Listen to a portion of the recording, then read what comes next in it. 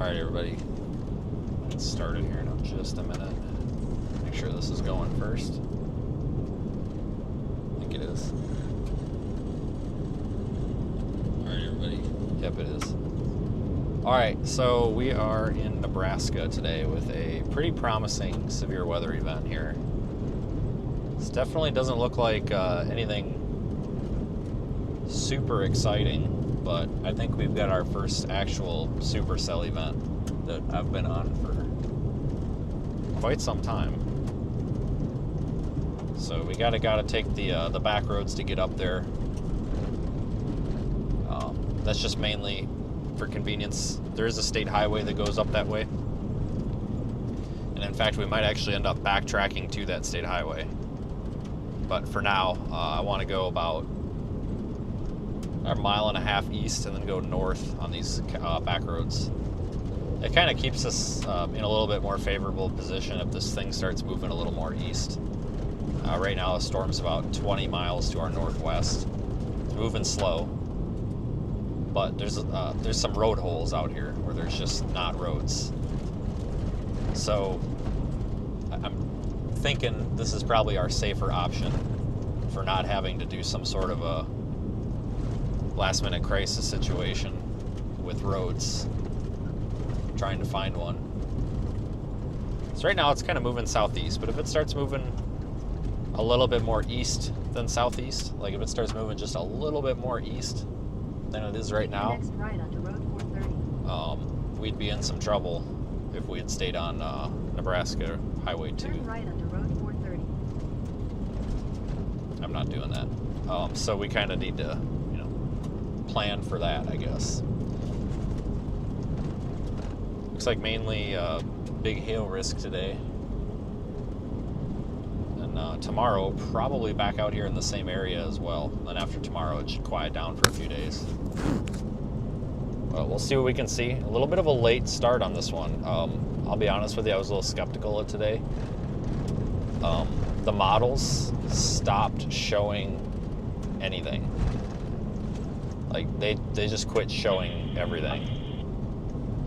So I thought, well, maybe we better play it a little bit safe and, not be in a hurry just in case. Because if absolutely nothing would have happened, it wouldn't have made any sense to drive all the way out here into the middle of nowhere. Because, central Nebraska, don't get me wrong, there's towns and stuff out here, but there's really nothing out here. 1041. And the price of gas and everything, it doesn't take long to be in the hole out here financially. So I played it a little bit safe. I thought, well, worst case scenario, we're an hour and a half late. That's about what we are, about an hour and a half late. These storms really got going about an hour and a half ago. But they ain't really doing a whole lot. 1076. And yet, I think they will. They're not doing a whole hell of a lot yet. After a little bit of time, they probably will.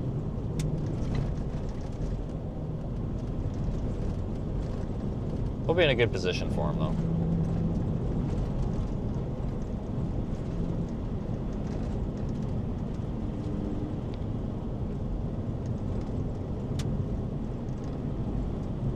It's probably going to turn into a big, squall line. Well, I shouldn't say a big squall line. It should be kind of like a, I don't know, small line segment that's got hail possible, wind as well. Maybe this will turn into a wind event as well. I'm not entirely sure, but we have a 3 miles to our north option. Just kind of keeping in mind, how long it took to get this far, because if we have to backtrack, we can. It's not a big deal.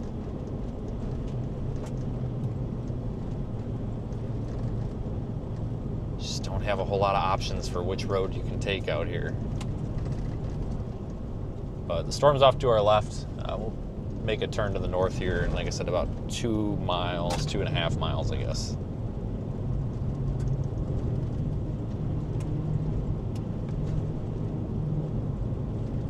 And then I don't know what to think about tomorrow, because the models really aren't showing anything again.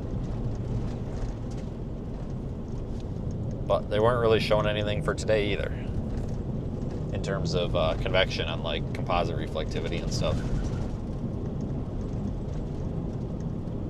But the SPC has the greatest severe risk, basically, in Nebraska out here again. So might be a repeat of this, maybe a little farther south.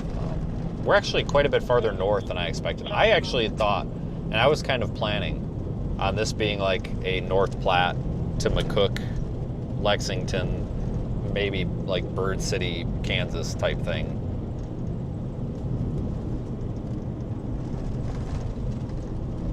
It is 90 degrees out. Holy smokes. Yeah, I mean, I know that, you know, there's a little bit of model agreement that we had was indicating, you know, north central Nebraska like this, but I mean, shit, we're damn near closer to South Dakota than we are to where I thought we would be, but I kind of disagreed with it a little bit, thought it would be further south, but here we are. So we'll see what happens for tomorrow. There is a marginal risk back in southern Wisconsin. There could be a tornado somewhere out there, but what's kind of interesting to me is that the models are already showing quite a bit of storms in that area. It could just be crap. This happens sometimes, and then what'll happen is showers and storms early in the day will persist longer than expected, because for some reason the models don't do very good with that. In that region, anyway. So you get the storms, they hang around longer than expected, they mess with destabilization. And then you just don't really get the afternoon and evening storms like you expected. I kind of think that's what's going to happen, but there's a possibility we might be back in eastern Iowa, northern Illinois, southern Wisconsin tomorrow. Not super likely, but that decision is going to be made heavily on the 0ZH-RRR because I could get back, no big deal. It's about 9 hours from here. Maybe a little less. Depends how fast you can get back down to like Grand Island and then get back over. But it's not terribly far. But if I could get to Omaha tonight, we could make it just fine. No big deal at all. But that's why we'll have to kind of pay attention to those 0ZH-RRR runs. Turn left. So tomorrow's to be determined. Turn left onto Milburn Road. My assumption, oh look, a paved road. My assumption is that we will probably be out here in Nebraska tomorrow. I don't know how I can pass up like Supercell, big wind and all that, like significant severe weather risk for maybe a weak tornado somewhere in northern Illinois or something like that. Just doesn't seem appealing to me. But if it does look like an actual tornado event, then F it, we'll go for it. I'd rather be out here for obvious reasons. I mean, you can probably tell just by looking through the camera why, you know, somebody would prefer being out here.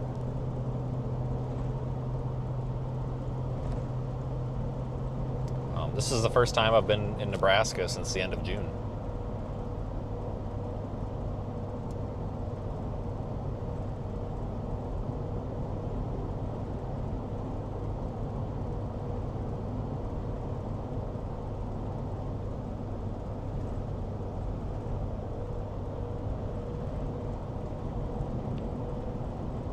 It's been a while. And you know, it hasn't necessarily been that, you know, the weather has been totally dead. It just kind of seems like it. Like I missed, 2 days ago, there was a good event out here. I wasn't here because I ran home for that squall line that came through, whatever. But, you know, there was probably like 5 really good days to be out in this kind of sort of this area. Right back around tropical depression or tropical disappointment Bertha. So we kind of missed that. Like if I'd been out here for that instead of that tropical disappointment, you know, it would have seemed more busy than it is.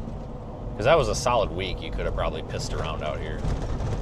But that kind of happens sometimes where just you have to kind of go one way versus the other, and then it kind of puts you out of position for what you'd sometimes rather be at, but it is what it is.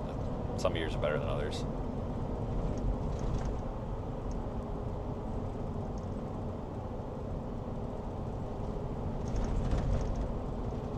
This road's pretty rough.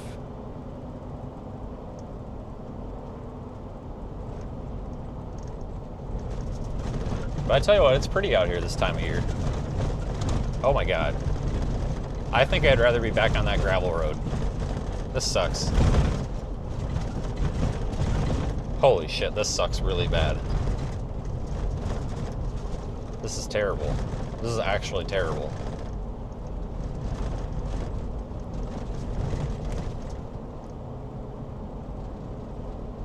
I gotta stop and power the roof camera on. I don't know why it's not turning on automatically. It's supposed to, but that's alright. It's not a big deal. But appreciate everybody joining. Should be a good time. You know, it's nice to be out here, even if things end up being kind of shit. It's kind of worth it to be back out here. I mean, we got a storm, so I mean that's a start. This thing doesn't look super cellular though. It looks like a big convective blob. I don't know what else to call this. Big convective blob.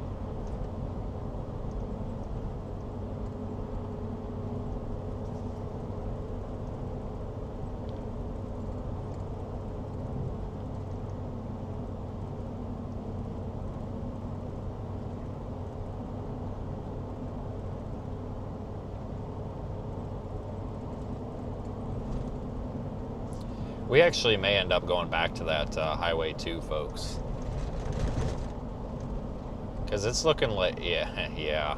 Ah, damn it. I told you this shit was going to happen. So it looks like the forward flank of this, if you look at like Radar Omega, you'll see what I'm talking about. It kind of looks like crap. By Brewster. It's, damn it. See, this is what happens every time, but that's why we make these decisions early. So I have a feeling we're going to turn back around and go down that damn road because it's looking like the interesting part of it's going to go right down Nebraska too, which, I mean, is really a pain in the ass because we just came from there, but it was only 10 minutes ago. But that's probably good for us in the long run because we'll have a better view. Gets me the hell off of this crap road because this road sucks. And we should be able to do something with it then. So we'll come up here to Milburn, which I don't know if there's actually anything here. I think it's just a church or whatever that is there on the left. It's a, I don't know, abandoned building. Sure. All right. Well, that was Milburn. So you just saw Milburn. It was a building and a power pole. All right. So busy town there. So we'll stop here. Let me get that roof camera powered on. So we've got some damn options here. You can actually see a little bit of structure with this. I'll get the roof camera on and then you'll get a view of it then. Let me just stop right here. There's nobody coming. There probably won't be. It's not a bad looking storm though, I guess. All right, I gotta get oh, there's constant thunder too. I gotta get this thing unwrapped too. All right, roof camera's back on.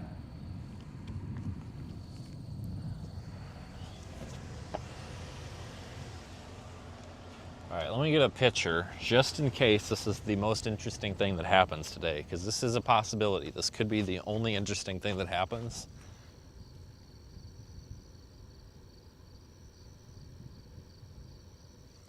All right, now we have proof we were here. Cool. Awesome. Oh, shit. I got those stupid little, like, burrs in my sock. Ah, frick. I don't have a pliers to pull them out either. Hang on, guys. Well, shit. Oh, I don't know what to do. I don't have a pliers. God bless America here. I'm going to have to ditch my socks, aren't I? All right, I got one. I really need a pliers to pull some of these out. God damn it. All right, well, I got the one out that was probably going to cause me a significant amount of pain. Look at that, though. That's not a bad looking storm. I'll take it. All right, back to Nebraska 2, because, yep, that's right where we freaking came from.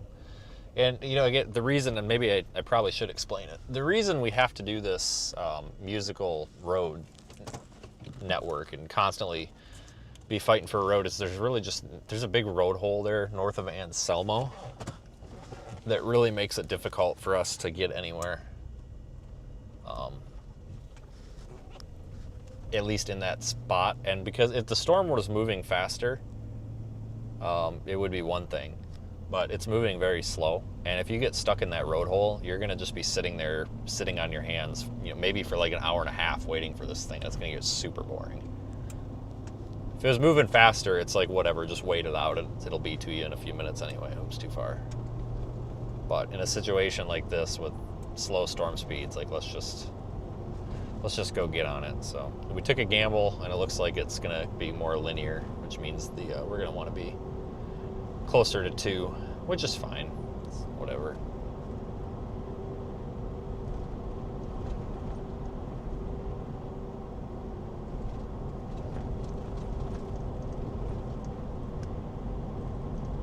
No severe warning on this, surprisingly.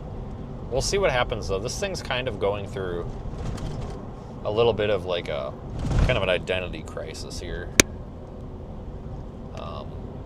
This was a really nice looking Supercell about I don't know, 30 minutes ago, but it just kind of got messy. I think it'll sort itself out and probably end up looking pretty good. It's going to take a little bit of time though. But that's all right. We got plenty of time. It's a nice day out. It's nice to be back out here. It's been a while.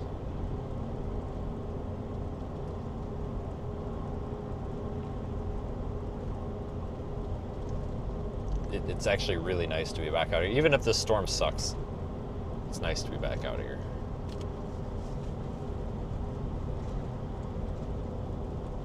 Hey, just passed that road.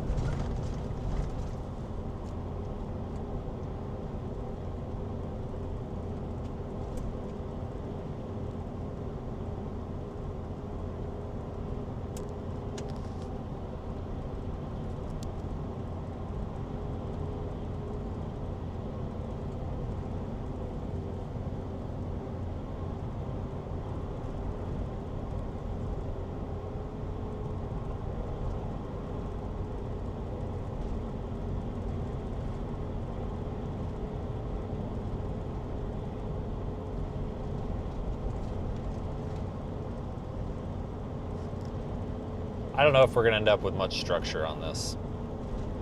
But regardless, we'll get a dark cloud. I mean, that's more than what we've been getting, because like those couple of days that we went out last week, was it Tuesday, Wednesday, Thursday, for those northern Illinois windstorms, just no structure to those. Like there was like no shelf cloud. It just wasn't really anything to look at and be like, oh, that's cool. Just rain. So, I mean, like I said, guys, this has been the first time that I've actually been chasing like super, like traditional severe weather like this, like Supercell type, like, I don't know, traditional severe weather, I guess. Not this 90 mile an hour, moving squall line in the Midwest that looks like shit. Like the stuff that, like, when you think of storm chasing and stuff, this is kind of what you intend to do. It's been a while. In fact, I would probably argue that the last time was July 4th and 5th down there in South Central. It was like Wichita to Guthrie, Wichita, Kansas to like Guthrie, Oklahoma. You guys probably remember that. Had a really nice supercell, and then we had the next day down by Wichita Falls in North Texas. It's been a while, which is not normal. Like I said, this, and we talk about this all the time, but this year has just been kind of weird. So I guess it's normal for this year, but not normal for what I would consider normal. But yeah, anyway. So this is nice. We should have more of this coming. The pattern just overall looks more active. Like this is this type of stuff that we normally get in August. I expect to be out here in Nebraska, sometimes eastern Wyoming, like southeast Wyoming, kind of. But I expect like central and western Nebraska, eastern Colorado, western Kansas, and sometimes eastern New Mexico, and like Texas Panhandle. That's kind of what I expect this time of year, and I think we're going to get into that. I think it's just a little bit late to the party here. We'll probably be busy in September. And I tell you what, I actually kind of like, even though it gets dark early, I kind of like chasing out here in like the fall season. So in the transition seasons, spring and fall, you typically get more severe weather because there's more dynamic troughs. There's patterns coming through. That's why spring and fall are typically our busy seasons. Here's our road. But in fall, when it's a little bit cooler, like not cold, but it'll be cooler, instead of being 90 degrees, it'll be like 75. I kind of like being out here during that. I gotta spin you guys the right way. Hang on here. I wasn't paying attention. The sun's glaring in my eyes. I spinned you the wrong way. Hang on. Couldn't see the screen there.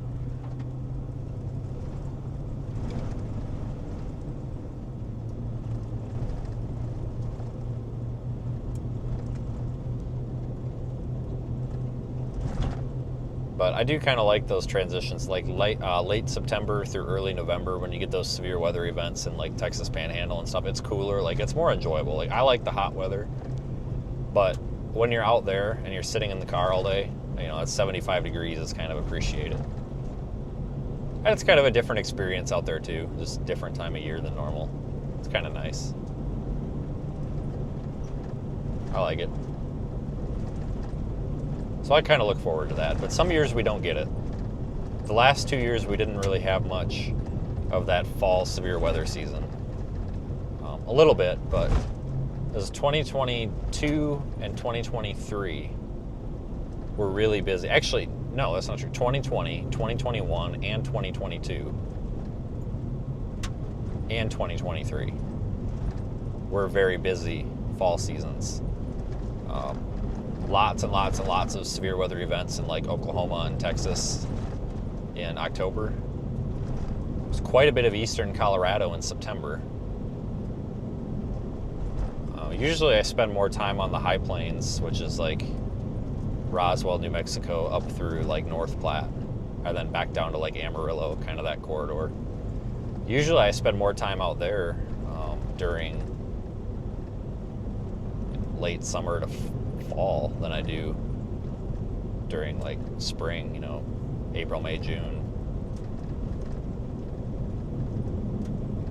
So I think people that have been doing this or even following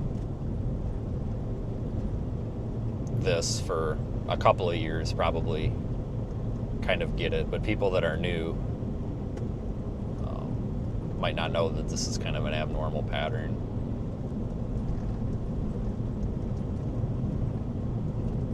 Well, that's all right. It kind of keeps things a little interesting. We'll see what winter does, because I think some of those CPC outlooks are showing a more above average temperature winter, which might mean fewer snowstorms. It could actually mean more snowstorms sometimes, but it could also mean more severe weather down south.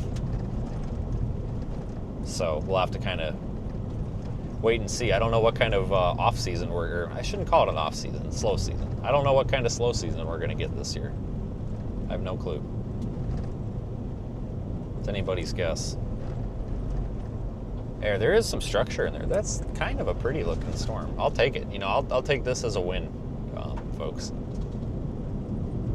I have spent an astronomical amount of money on gas to get out here. I have probably spent $300 on gas. Oh, maybe not that much. $250. I don't know. My point.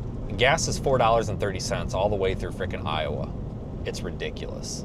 It's absolutely bullshit. It is a little cheaper out here. It's like $3.89 out here, which when you're paying $4.30, seeing that $3.89, and you've got a 25 to 26 gallon fuel tank, that's like basically like a $10 bill every time you get gas. It's cheaper, so you start noticing it. But I was really hesitant to come out here because I had like zero confidence in this event and like zero confidence in tomorrow's event. But seeing this and actually having some sort of a decent looking storm kind of makes me happy, because it's like, well, you know, we did it. Because there's always that chance you could drive all the way out here and then nothing happens, and then that sucks. But starting to see a little bit of structure to this. Might have a nice shelf cloud or something. That makes me happy. I like that.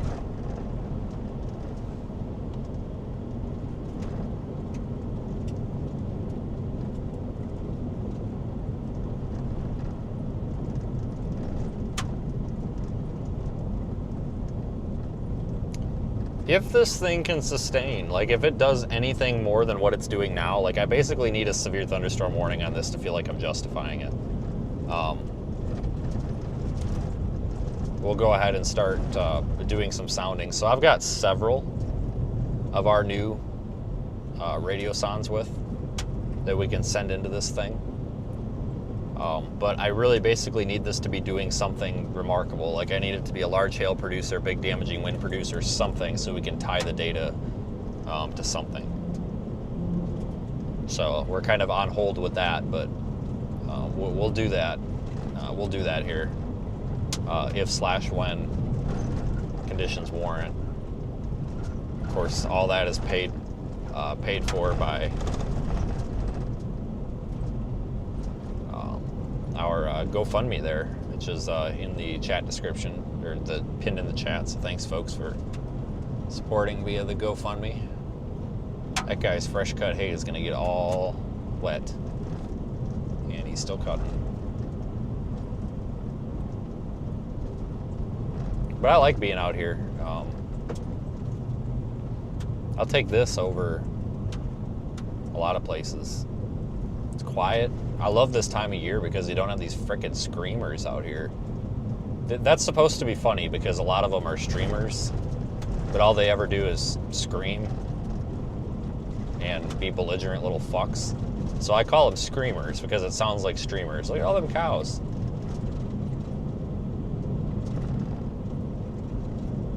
That one looks like a little jerk. Just giving me a nasty look. But like, you don't have the screamers out here. Like, it's peaceful. Like, you don't have to worry about your door getting taken off. I don't know. It really, truly is peaceful out here this time of year. This is kind of what you set out to do out here, not have to look over your shoulder all the time. That cow did look like a little jerk. It really did. Yeah, it's not really that flat out here. It's mostly hills and stuff, but they're shallow, rolling hills, so it might as well be flat. It can be a challenge, though, the corn this time of year, finding the spot where you can see over the damn corn.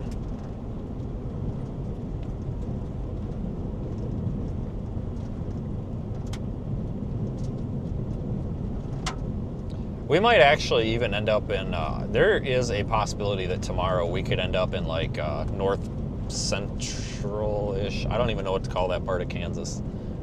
Like not northwest, but not north central, but like the Norton to Phillipsburg region maybe. It looks like there might actually end up being a really robust squall line MCS type thing that maybe ends up forming and then moves that way. So we might end up a little farther south than you're like. I guess what I'm getting at is we may end up on I-80, because I was talking about tomorrow maybe being a repeat of today, but it might end up being I-80 and south. I'm not quite sure, but you know, and again, maybe 24 hours from now we'll be in northern Illinois. I have no idea. That's what's kind of weird about this job, you know. You never know really where you're gonna be. I kind of like that though. Makes it fun, especially this time of year. You know, during like April and May and June, you kind of have a rough idea where you're going to be. You know, you can look at the, you know, medium range weather patterns and start kind of getting a general idea where you're going to be. But this time of year, it's a crapshoot. Like, there was nothing. I had no intention on coming out here until the SPC put out a day 2 slight risk yesterday. Or a day 2. I don't know, whatever. I had zero interest in this. Like, I didn't even know there was going to be an event. I had no idea. And then yesterday at about noon, they put out a slight risk, and I was like, well, son of a bitch. Like, I guess I better go. So here we are.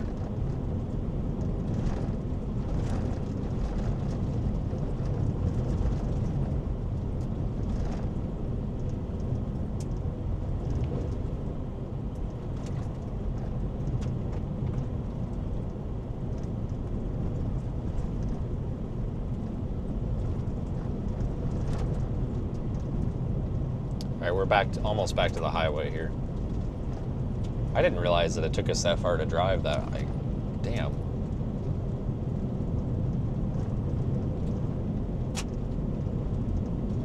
Maybe I was going faster on the way up there. Who knows? But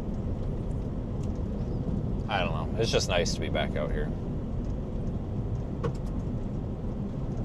Oh, that's true. It's like Christopher said over there about you're not going to see anything that you don't show up for. It's really hard to get out the door some days, especially with the cost of everything. I'm not trying to make everything about cost, but that's one of the things that you think about. It's like, God, like, how much money am I going to lose? Because like I'm losing money today, 100%. Today and tomorrow I'm losing money. I'm going to spend more on gas than we're going to generate. But it's not just about making money. It's about, I haven't done this for months. It seems like, I need to get back out here before I go hang myself from a tree or something. So, I should have just taken that road. That's okay. We'll go through this little town. But, hang on. We'll go through this little town. But it really is hard to get out the door sometimes. Like, you wait until the last minute. It's worse when you wait till the last minute, and then it's like, oh, I don't really want to drive 10 hours. I'm just, screw it. I'm not going to go. And you know what? Sometimes that's the right decision. There have been many, many times where I have kind of gotten in that mindset, and it's like, you know what? I'm not going to bother. And it's turned out to be the right decision because nothing happened, and I felt very, very smart for not going. So sometimes, like, don't get me wrong, sometimes that's for the better. But it's really hard to get out the door. Once you're out the door, you can really enjoy this. Because, like, now that I'm out here, I could be out here for a month and not have a care in the world. You know what I mean? Obviously, I'm not going to be. It's not that kind of pattern. But, yesterday, before I got out the door, I wouldn't have... I really didn't want to go. Like, it's tough to get out the door. Especially for events like this, where you've got, like, a one-day hit or miss. When you come out and like it's early in the year and the pattern is active, it's not a big deal because if that day that you're going out for sucks, just wait a day or two and there's going to be a better opportunity.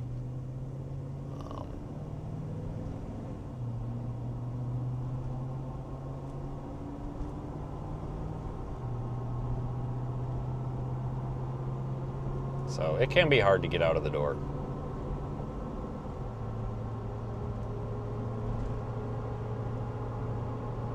Oh, I had to DoorDash Taco Hell last night because I got to the hotel and I was dying. Like I was so hungry I thought I was gonna like have some sort of I was gonna get cancer or something. I don't know. And that was the only thing open, so I DoorDashed chips and cheese. And the DoorDasher delivered my food upside down. And I don't think it was intentional. I think the guy was very dumb.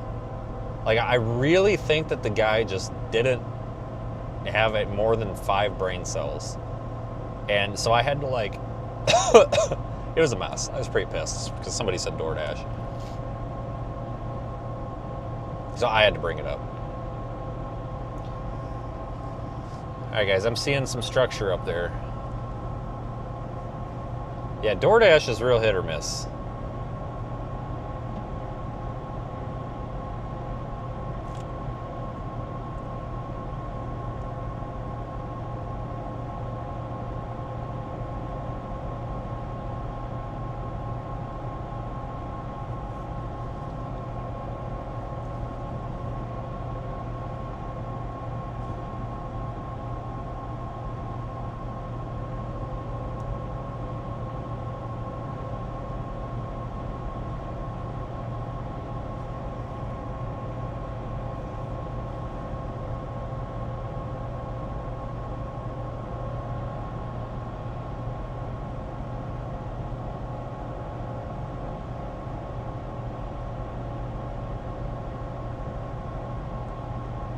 Yeah, this is like more action that I've seen since, you know, the first week of July.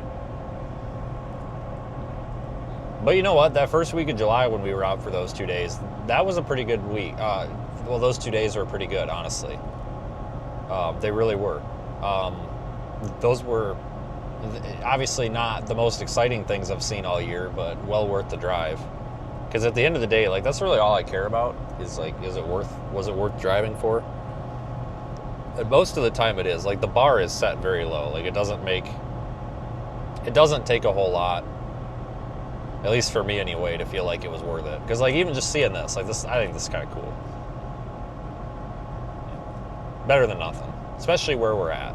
I mean, I'd rather be in, like, Texas or something, but whatever. I'll take it. You know, can't be. We're begging for something to do, so we can't be complaining about it. They might issue a severe warning on this. Maybe.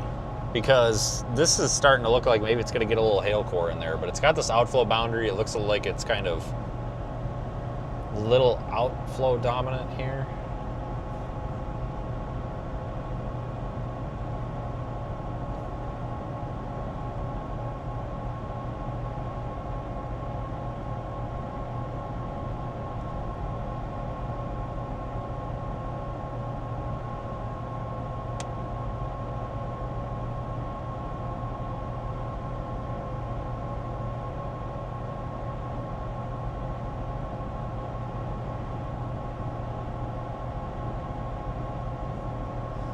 Yeah, this is good to see.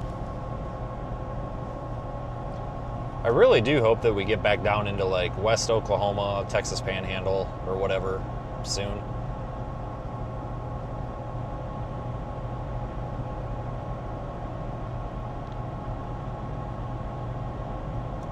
So we did not get a lot of the Texas Panhandle this year, not from a storm chasing perspective. Now that sucks. It's like one of the best places to be.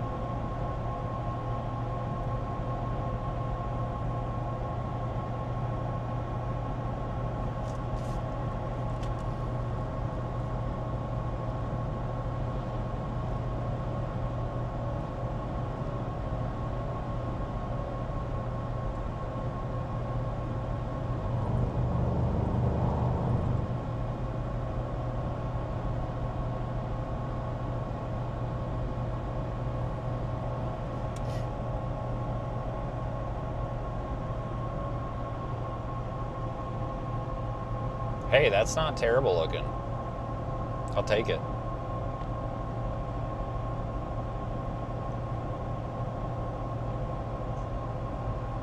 This ain't bad, guys. This really ain't bad. I need to stop for a picture on this.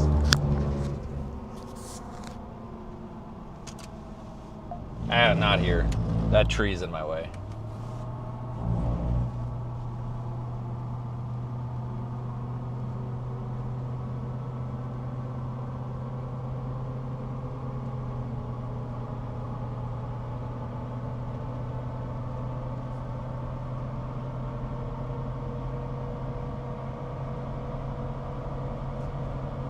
That ain't bad.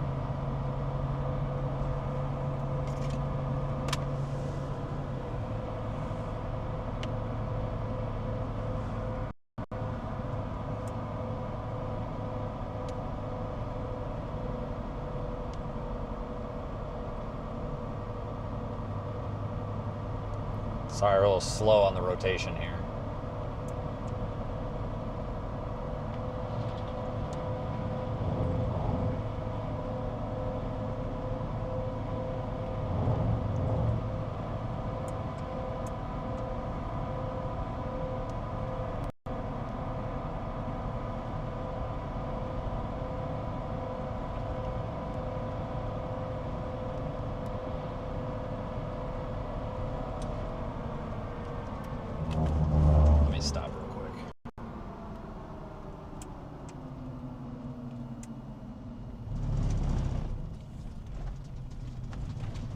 Holy smokes, that's a drop off right there. Jesus.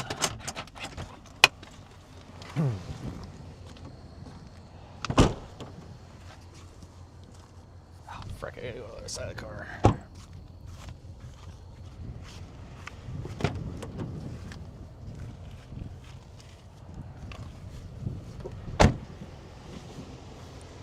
That's a picture right there.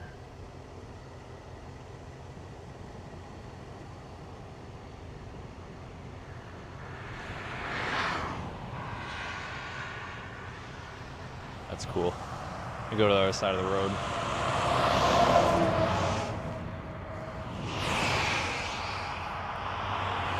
Come on, people.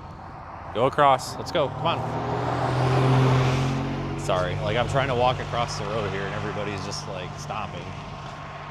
Oh my God, this is fantastic, guys. Can I actually, nobody's coming. I'm gonna take a picture.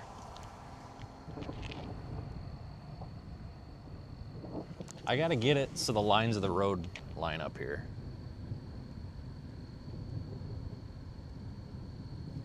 They don't line up. God damn it. Hang on. All right, I'm watching for snakes too. Last time we was out this way, we had some snakes. It was a little farther west of here, but the goal is to get a snake in front of the tornado. That's not happening, but someday. I mean, I figure if I do this for long enough, eventually it'll happen.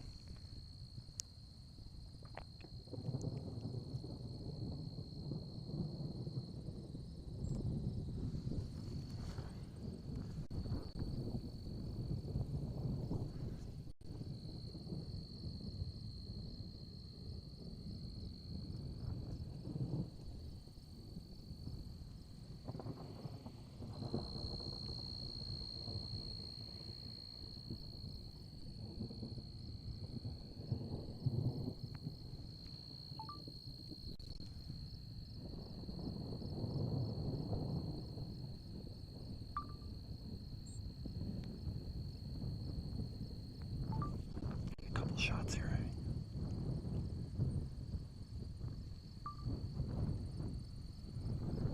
I don't know why I'm being quiet. I'm not recording a video.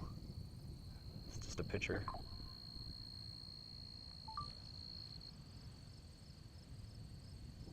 Oh yeah, this is a good one, guys. This is a good storm.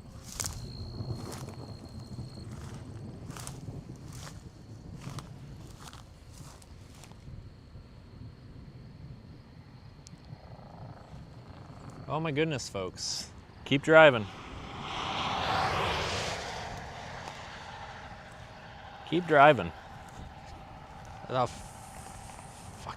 Jesus Christ, a goddamn grasshopper trying to crawl on my shit.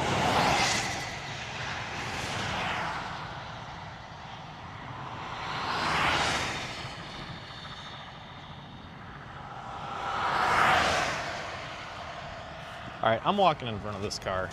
Like, I appreciate people kind of slowing down and stuff, but there's a there's a point where it's like just keep driving. Like, I'm nowhere near the road, just drive.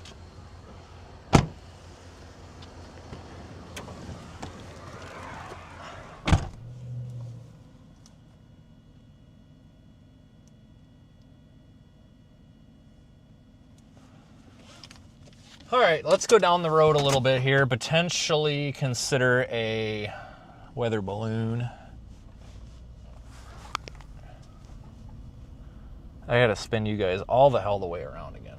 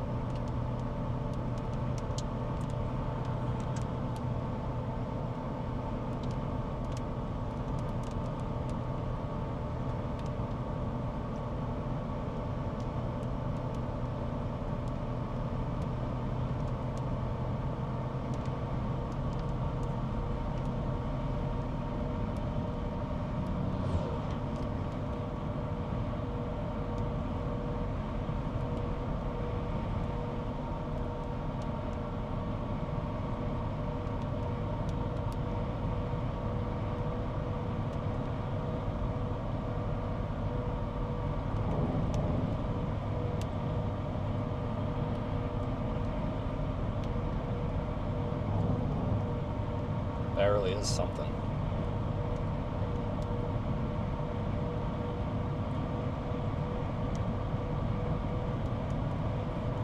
I was gonna check that out on Facebook. I got the panorama shot.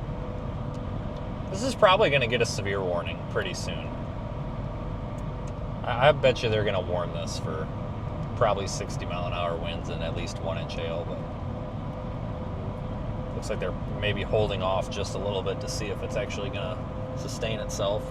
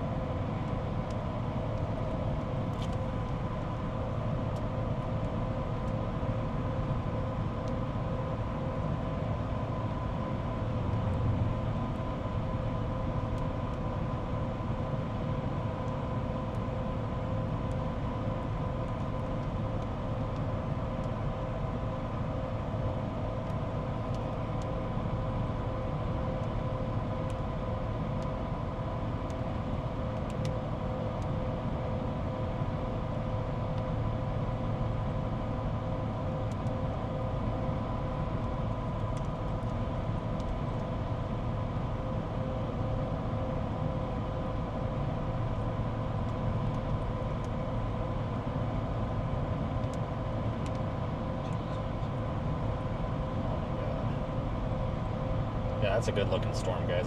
Let's go down a little closer to Anselmo, which is where we popped out of the back roads.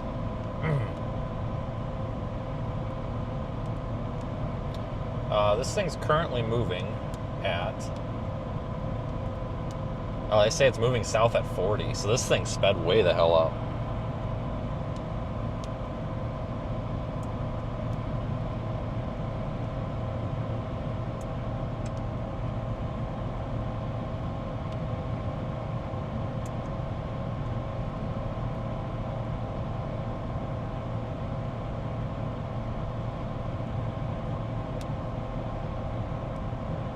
It's a good one, though. Yeah, so, all right. Well, I think we can definitely safely say that we made the right decision coming out here.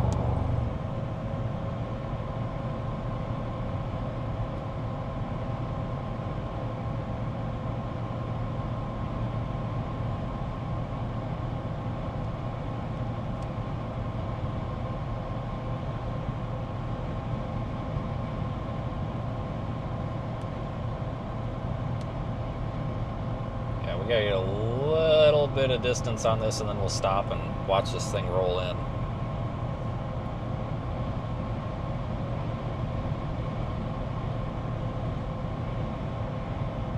It'll be real nice.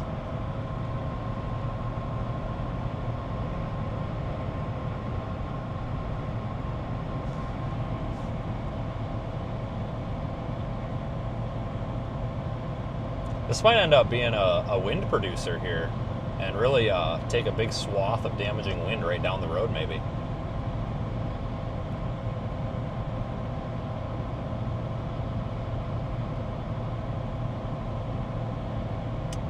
Told you guys a bunch why we're going this way. I can only say it so many times. Okay.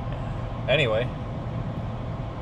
So this thing's already over that spot where we had been parked there.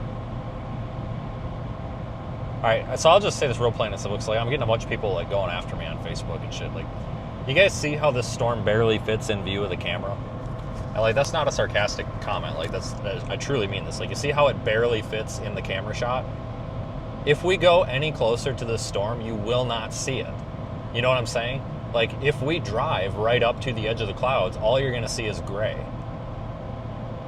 Like, it barely fits in the camera view right now. Like, I'm trying to make it so that you guys have something to enjoy. Okay, I'm working very hard, spending a lot of money, basically as a charity, to give people this experience. Like, that's why. Oh, there's this guy on Facebook. Channel 6 in Omaha says that this is... Like, buddy, I'm looking right at a storm right now. Channel 6 in Omaha is a bunch of fucking shit. Like, I don't know what to tell you. If Channel 6 in Omaha tells you there's not going to be no storms in Nebraska today, Channel 6 is fucking stupid. Like, I don't know what to tell you. Like, I'm looking right at a pretty big one here. If Channel 6 doesn't want to acknowledge this, then Channel 6 sucks. Like, I don't know what else to tell you. I couldn't believe that comment. When I was pulled over there and I posted that photo, I posted the SPC map. And this guy commented on it. He's like, this is not anything like what Channel 6 in Omaha says. You're wrong. Bullshit, dude. There's a storm right... So I posted the picture in the comment. I was like, really, dude? I don't know what to tell you. There's a giant storm in the middle of the risk area on the map that I shared. I'm sorry, but your TV station is full of shit. Like, I don't know what to tell you with that. You know what I mean? Like, we're at... Like, that's crossing the line where it's like, I don't know what to tell you, but your source sucks. Like, whoever's telling you that there's no storms in Nebraska, like, they're stupid. Like, yeah, there's clearly a storm right here. Like, I can see it. Anybody with radar and the Weather Channel app can tell you there is a storm ongoing in Nebraska. Like, god dang, Facebook, man. Like, there's most of the Facebook audience is great, but god dang, every now and then you get these people on there, and it's just like, holy smokes, like, freaking, like, it's like third, you know, the number 3 and number 4 brain cell are just fighting with each other.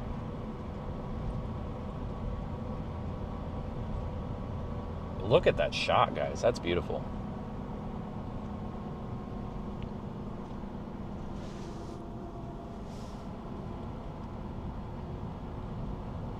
Go down the road just a little bit more because I don't want to have to keep getting in and out of the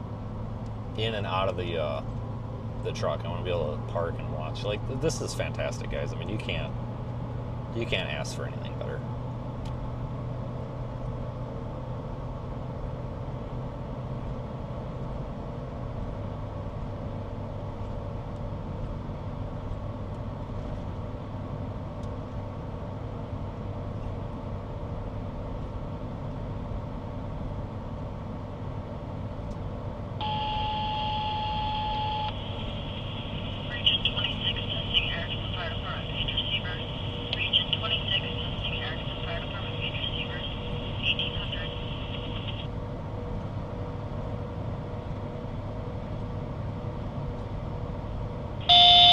God, Jesus Christ.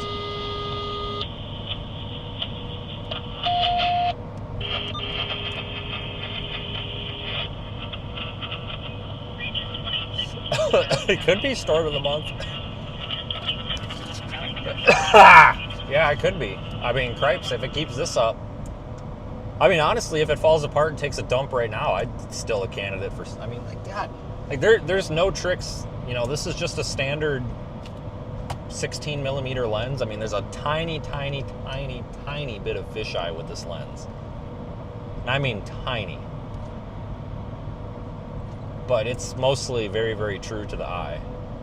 Because, I mean, like, if you look at the power poles, like, if it were an ultra-wide, they would be, like, warped. And they're really not. It's like a 16. I think it's like a 16 or 18 or whatever. But it's a wide lens, but it's not. There's no tricks happening here. I mean, this is just a massive storm.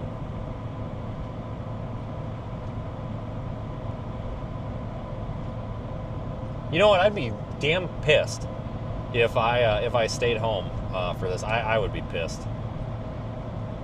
I'd be beyond pissed.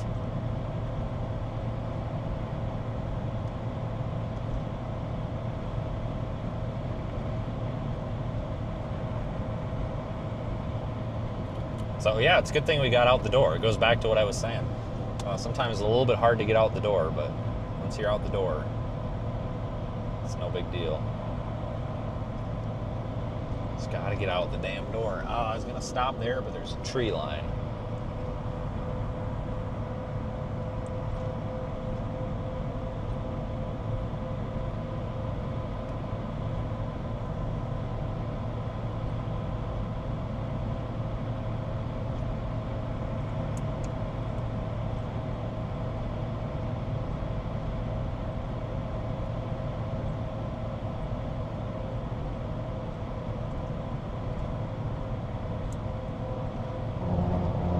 Yeah, I don't. I was gonna pull over there, but God dang it! Can I see? Or is the fence? That hill's blocking a little bit here. I don't really have much choice, do I? It's not blocking for you. I guess I could put the time lapse on the top of the car. About 1028 Nebraska,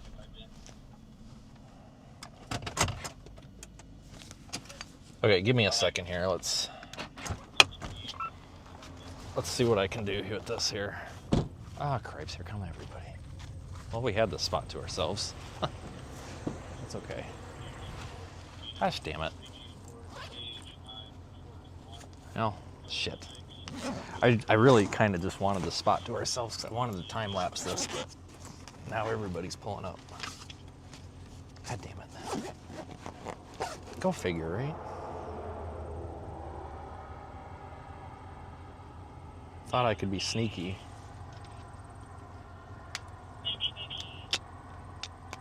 Buick Century Blue 4-door, expiration 11/30/2025 to William Stephanie Goldberg, Supercell, Nebraska. Next processing.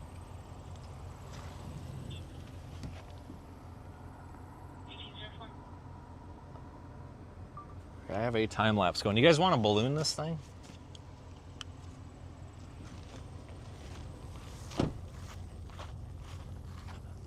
I think we should.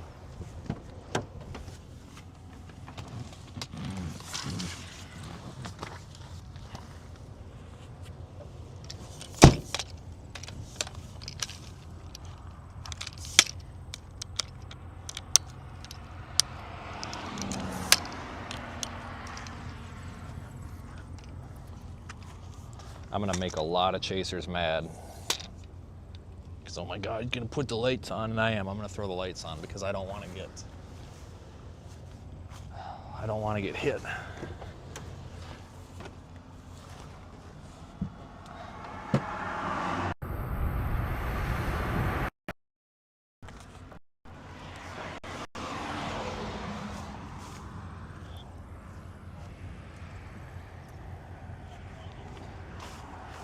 Don't want to get hit.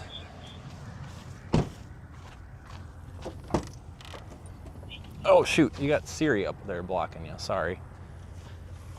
All right, this would be a good opportunity for balloon.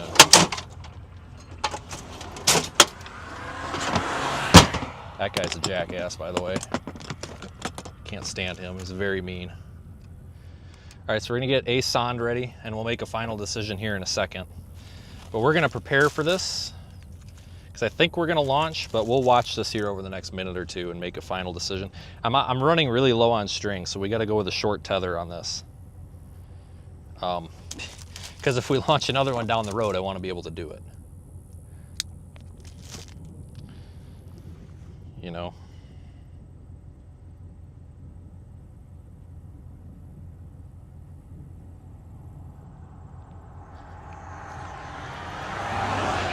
We'll wait for this to get GPS and then we'll begin.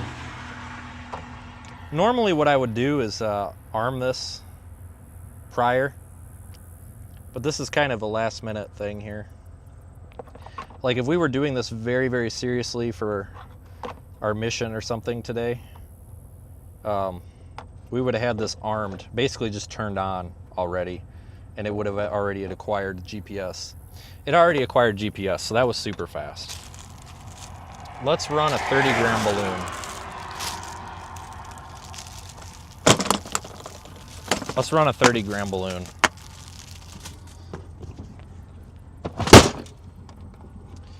Okay, that's looking good.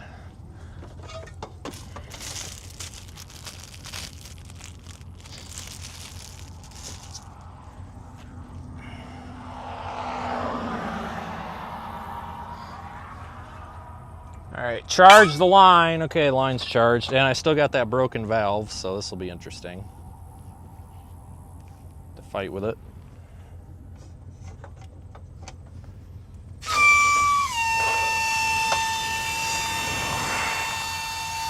Small balloon, only take a minute. I got a little bit of a leak in this line. We're smart. We do things the right way now. So with this loop, we just slide it up one zip tie. There's no fighting with this trying to tie the knot anymore. Watching my gauge to kind of, because my valve's bent, I can't open it all the way.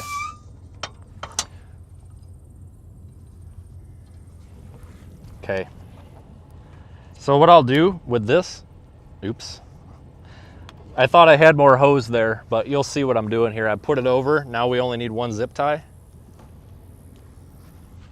I've lost my zip tie. Are you effing me right now? Are you seriously effing me right now? Now how am I supposed to get this out?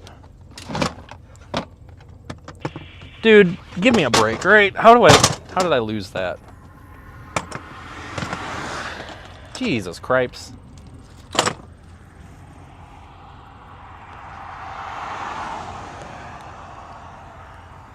But this makes it so you don't have to fight with tying it.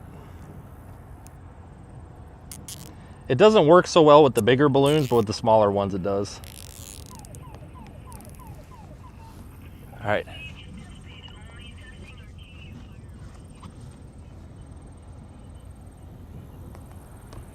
Keep driving, dude. Can't talk right now.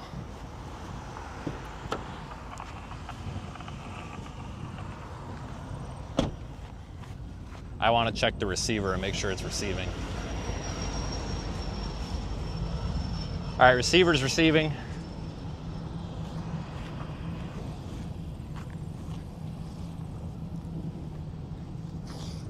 All right, you guys ready?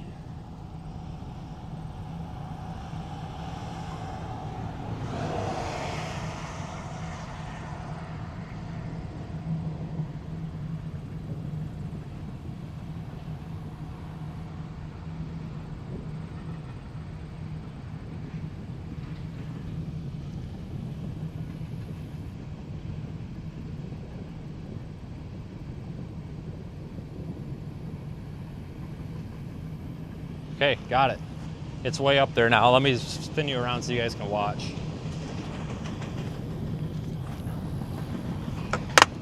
Kind of a slow ascent rate on that, but that's probably okay. That balloon's not gonna last very long because that one's gonna basically get effed up and shredded by this thing once it gets in there, most likely. So that's gonna be kind of a short fused balloon anyway.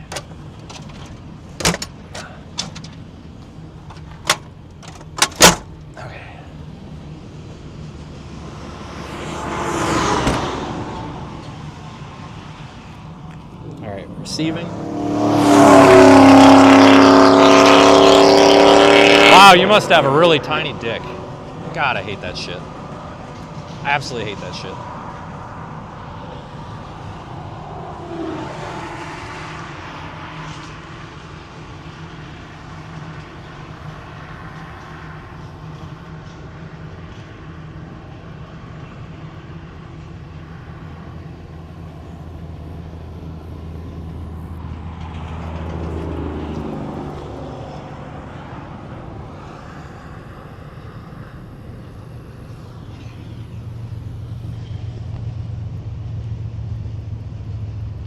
Get a couple shots of this here.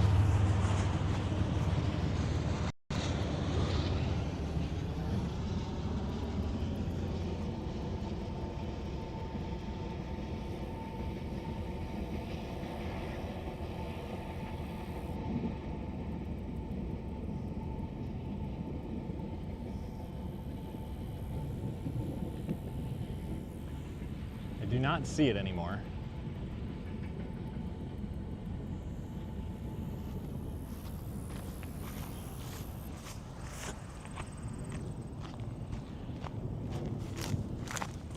Oh my God.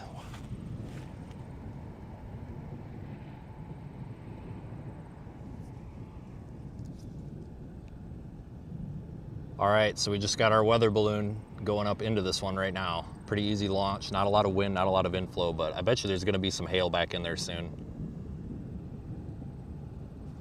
This could be the storm of the month right here.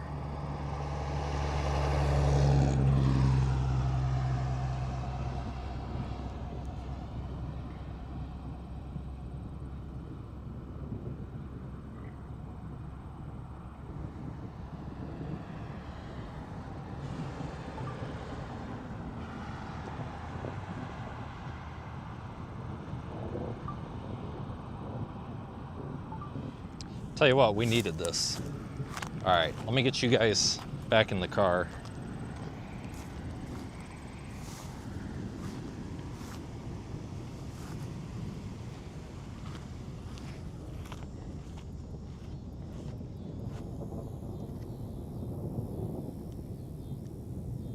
All right, we're receiving good.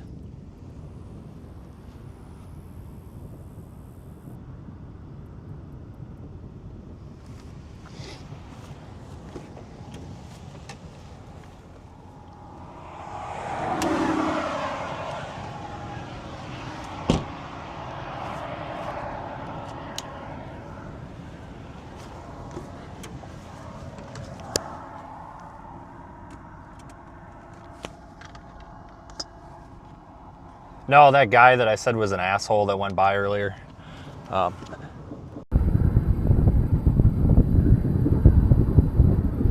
He is an asshole. He went after Corey Gergen last year or the year before. He sent him $1. Audience, if you guys want to help buy a new one, you know, here, PayPal, you know, whatever, right? Well, this guy sent him $1 and was like, "You're a low-life piece of shit. You know, fuck you, here's $1, stick it up your ass," kind of thing. That Jimmy Synicki kid or whatever. And I'm sorry, that really told me what kind of person he was, so. It's like, F you, right? Outflow dominant. Oh, I need to hit the time-lapse camera. I don't forget, folks. You know, I don't forget. You know, I see people that are just being absolute pieces of crap, and I don't forget.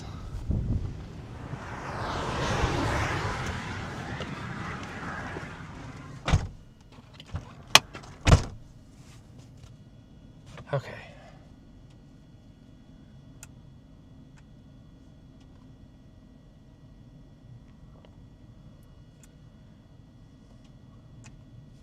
So this thing's in the damn updraft.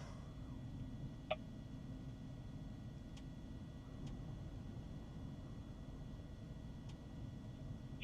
1062 to 1082.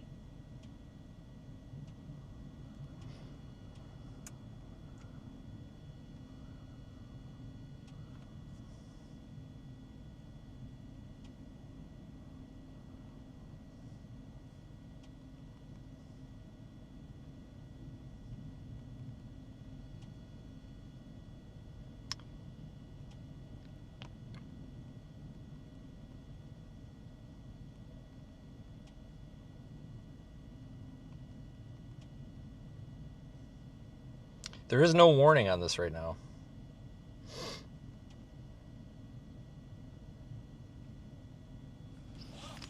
No severe warning. No severe warning.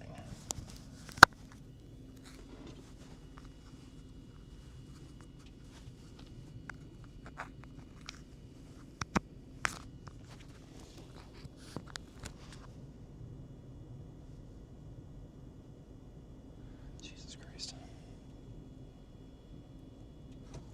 All right, it kind of lost a little structure. Kind of, yeah, I don't want to say it's crapping out, but it's questionable here. Let's drop south.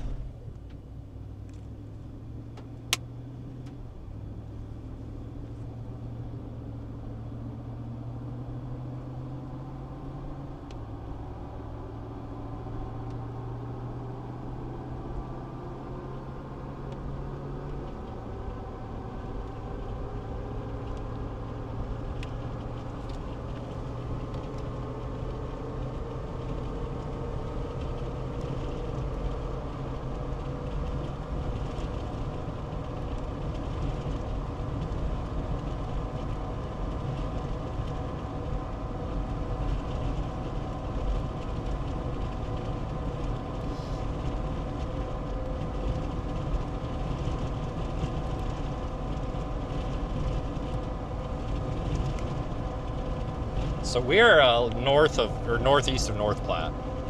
Not by a lot.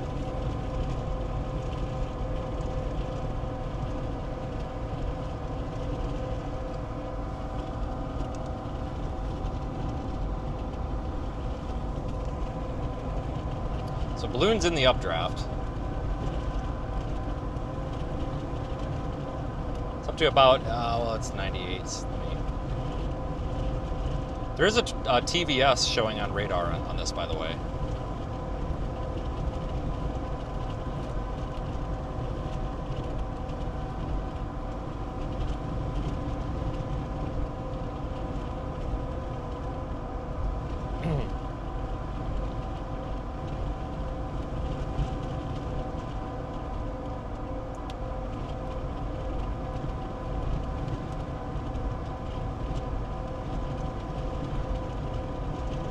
That outflow gust front is kind of getting a little bit ahead of this thing. I think that's what's robbing it of some of that structure.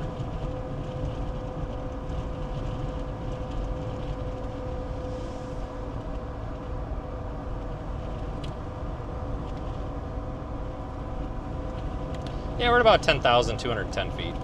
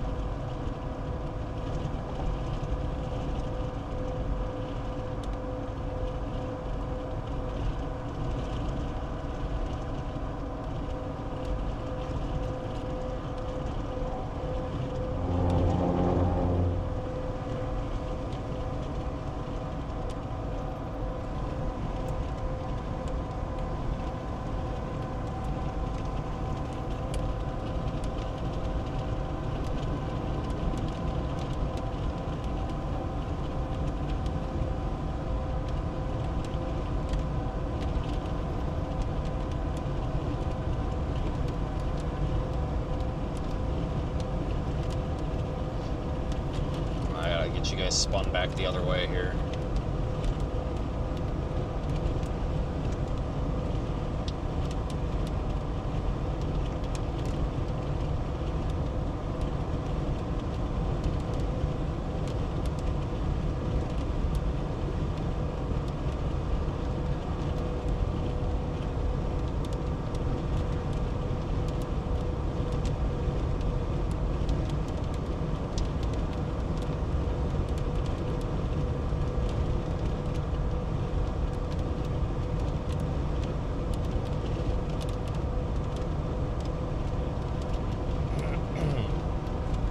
Yeah, this thing does not look like it did a few minutes ago, does it?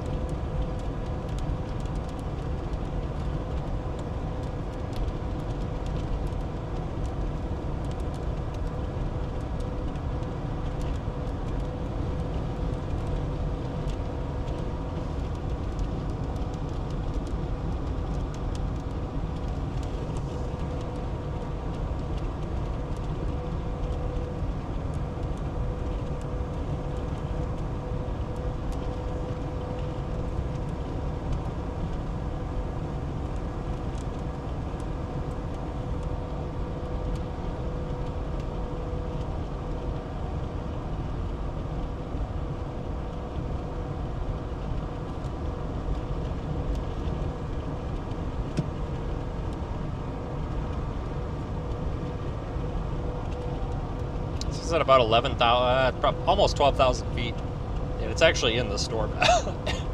In this storm now. It's being heavily pushed down. It's encountering a downdraft most likely. It's only ascending at like 1 meter per second now, which is about what we would expect with a small balloon like that actually in some sort of a downdraft or whatever. You need a bigger balloon. A 50-gram balloon would punch through it, but we don't really need to punch through it. Like, we're at 12,000 feet. That's really all that we needed for this, because this isn't necessarily like a research fact-finding mission today. This is we need to get, goddamn fucking bird. I tried to, goddamn, why would you do that? God damn it. Well, now I'm sad. I tried to miss it. God damn it. Seriously?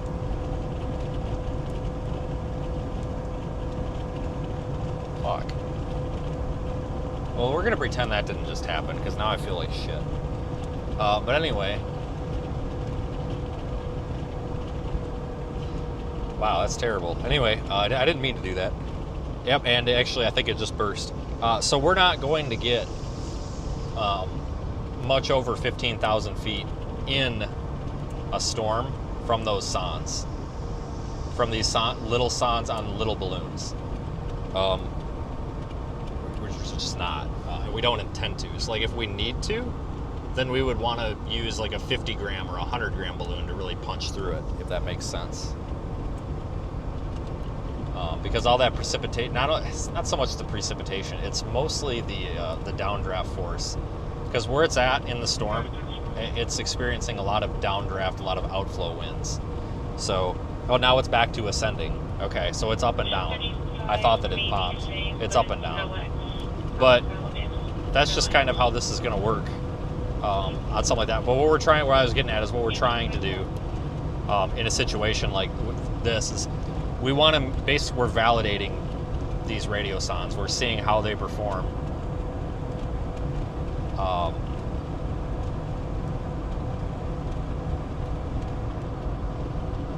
We're seeing how we're seeing how these perform in storm environments. Not trying to find any information from this. We're trying to confirm how they perform. And we know how they perform, but what we haven't done is actually stuck a couple of them directly into like a downdraft part of a storm. So that's what we're trying to do today. Because you never know, it could be our last good chance for the rest of the year, and I want to make sure that we have that data going into winter, so if we need to change anything before spring, we can. Attack vehicle 112-83, clear move.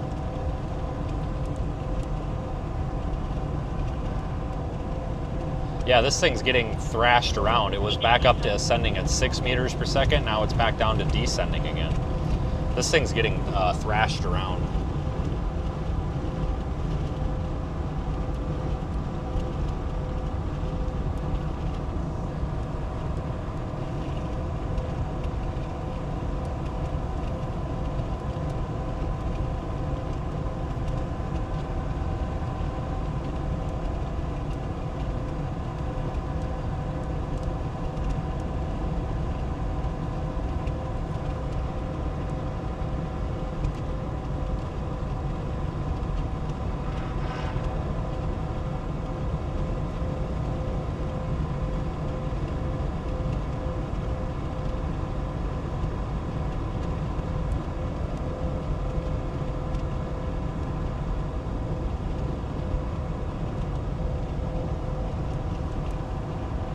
But folks, we build these radio SONs using your money through the GoFundMe and such. These radio SONs cost, with the balloon and the gas and everything, cost about $40.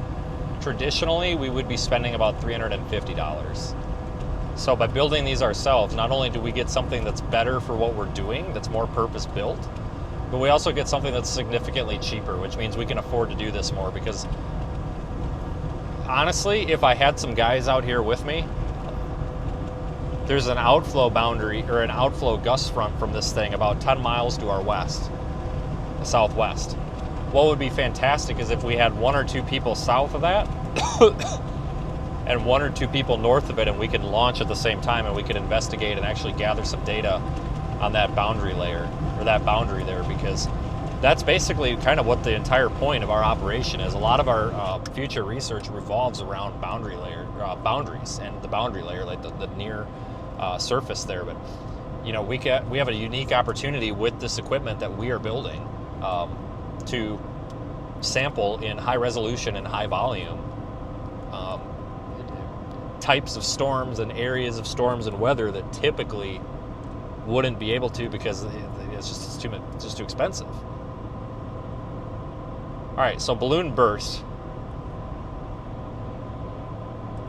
So we got about, what did we get out of that?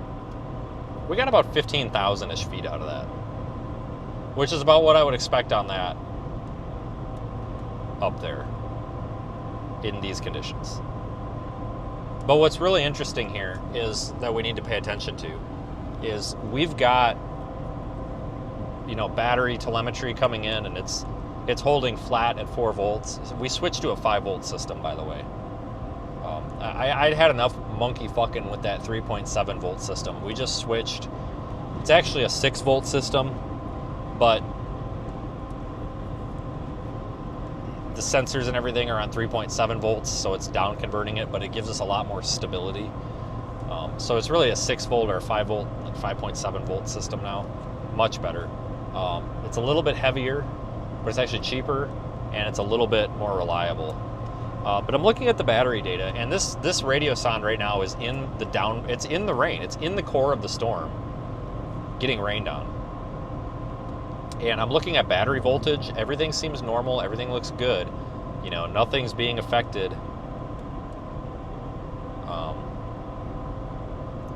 Nothing's being affected by precip, which is good.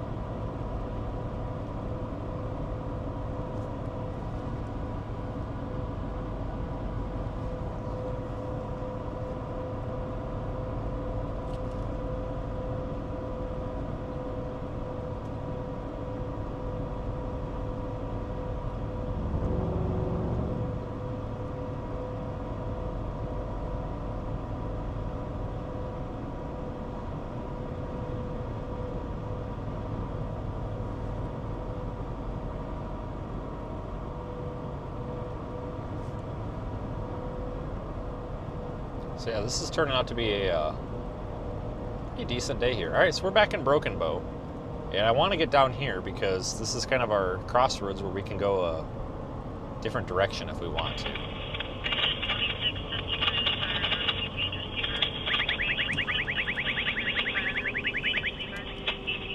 So we're gonna want to go down here and see if we can take a look.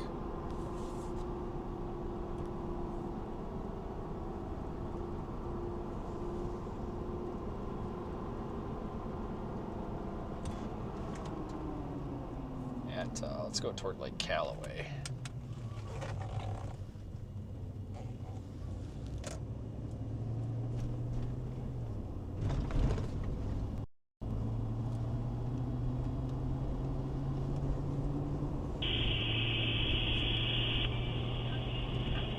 Region 26, testing board fire and rescue page receivers. Region 26, testing board fire and rescue page receivers. Let's just get up. Ah, shit. I thought this was 20. No, damn it. Ah. There's no south connector road. I gotta turn around. I thought that this road went toward Callaway, and it does, but there's a different one that I wanted to take that goes more southwest. Whoops. We'll spin around.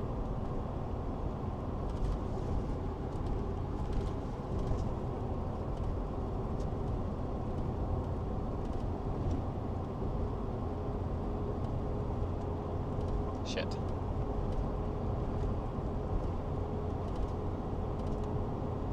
Actually, no, this is okay.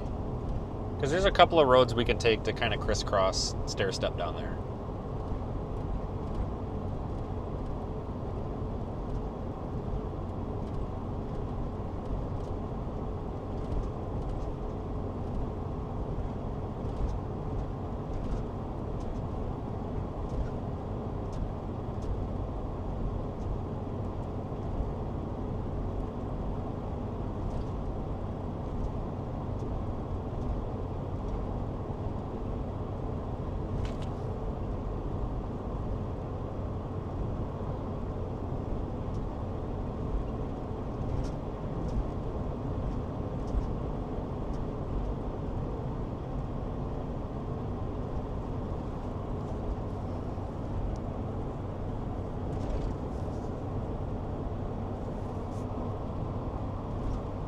This thing kind of shit the bed, man, isn't it? Jeez. Okay. Wow. Yeah, it's a good thing that we were on it early because wow, this sucks now. Yeah, we are gonna turn around because I'm kind of thinking we want to stay on Nebraska too. We want to stay on Nebraska too. This guy is just riding my ass. Like, what are you in a hurry for, dude? Jesus Christ.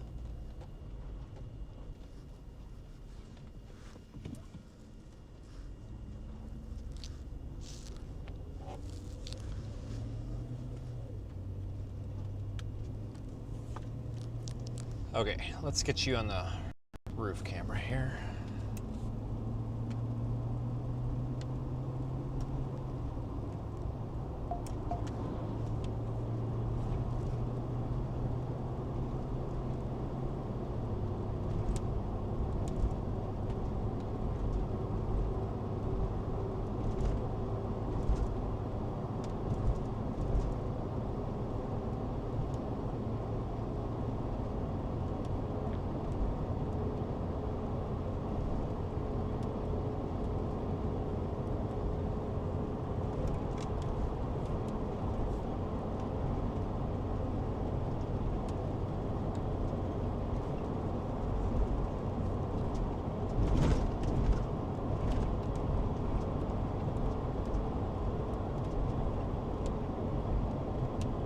They extended the special weather statement. Or updated it or something.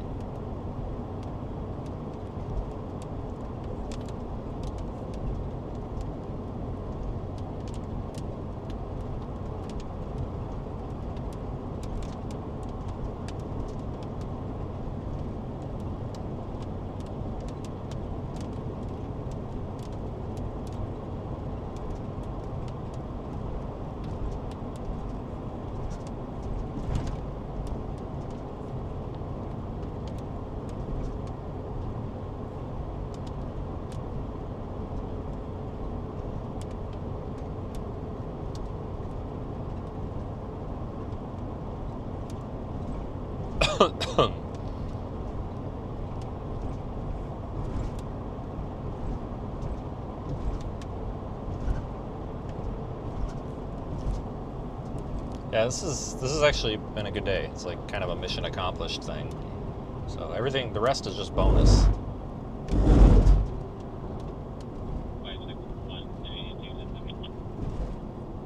I think what we do is pretty cool.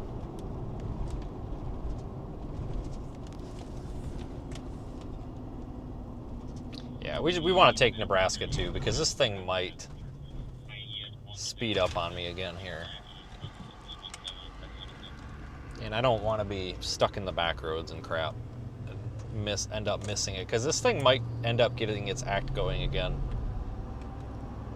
Because if this thing actually organizes and strengthens again, I could see it honestly making a run and going all the way down to frickin' Kansas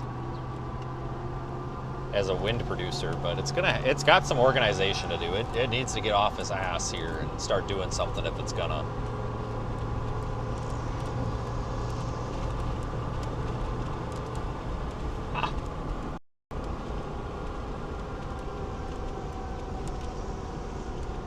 Alright, who is it? Well, I really don't want to hit this guy, but...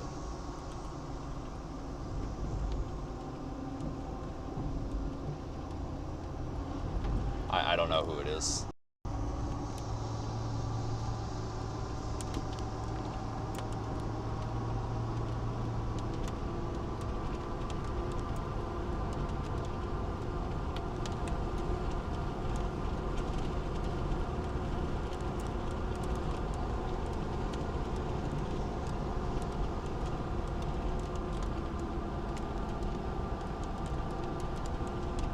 Alright, well this is Broken Bow. There's really not a lot here, but there's just enough here to make it a usable town. I kind of like it. Small town, but like I said, there's not a lot, but there's just enough that you don't feel like you're out in the middle of nowhere. I don't think we made it up through here at all last year, which is really unusual.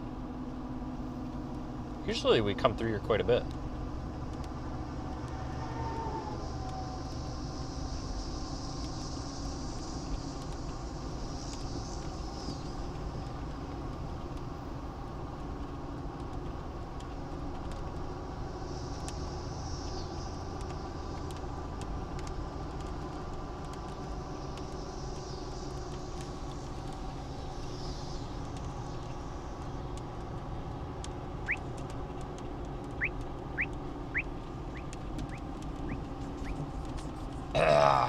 Anyway. Here we'll go front face. Just because it's kind of a, you know, we don't go through here a lot.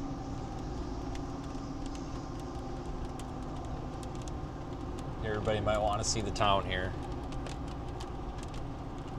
for a quick minute.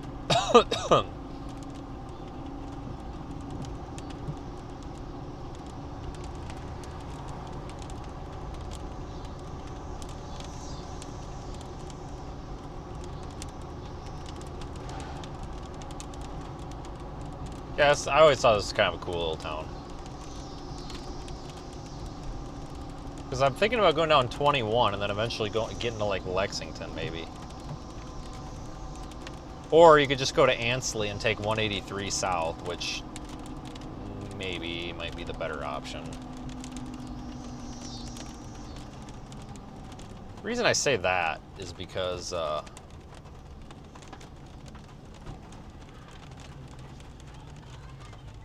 don't know if I buy this thing just, maybe it is going to drop hard south.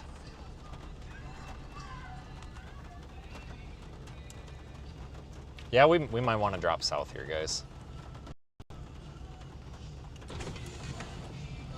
Oh, they're having a freaking goddamn block party here. Holy shit.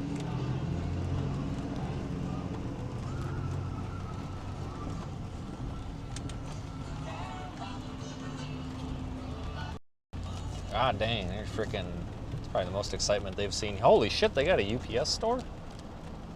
Or a UPS terminal? God dang, this town's busier than I thought.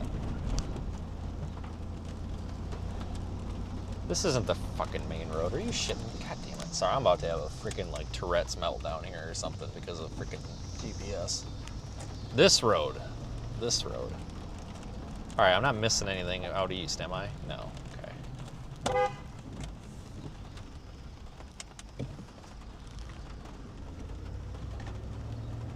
I wasn't honking at you, dude, but that's okay. I was honking at the other guy.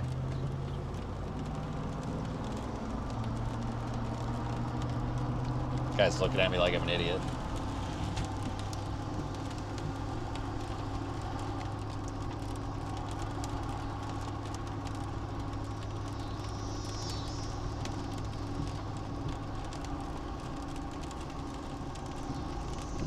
Reduce speed, loose gravel. God dang, we picked the freaking pea gravel road here.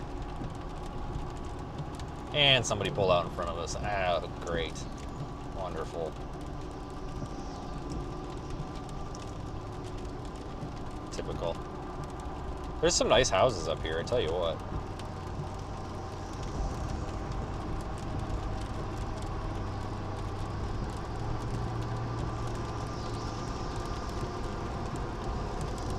But you never, ever, ever know what you're gonna find when you come out here to chase storms. Like I said, today really didn't look that great. And honestly, today really isn't that great. Like, if you look at the grand scheme of things and all the cool stuff that we see out here, I mean, this ain't that great. It's worth it, but it's not like it's crazy incredible or something here.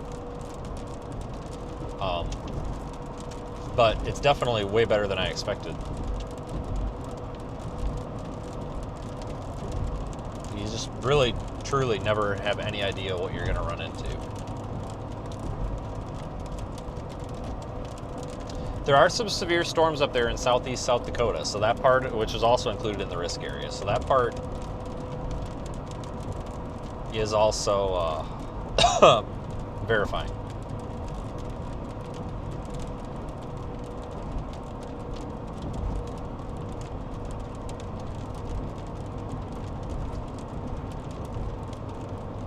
Man, what a day, though.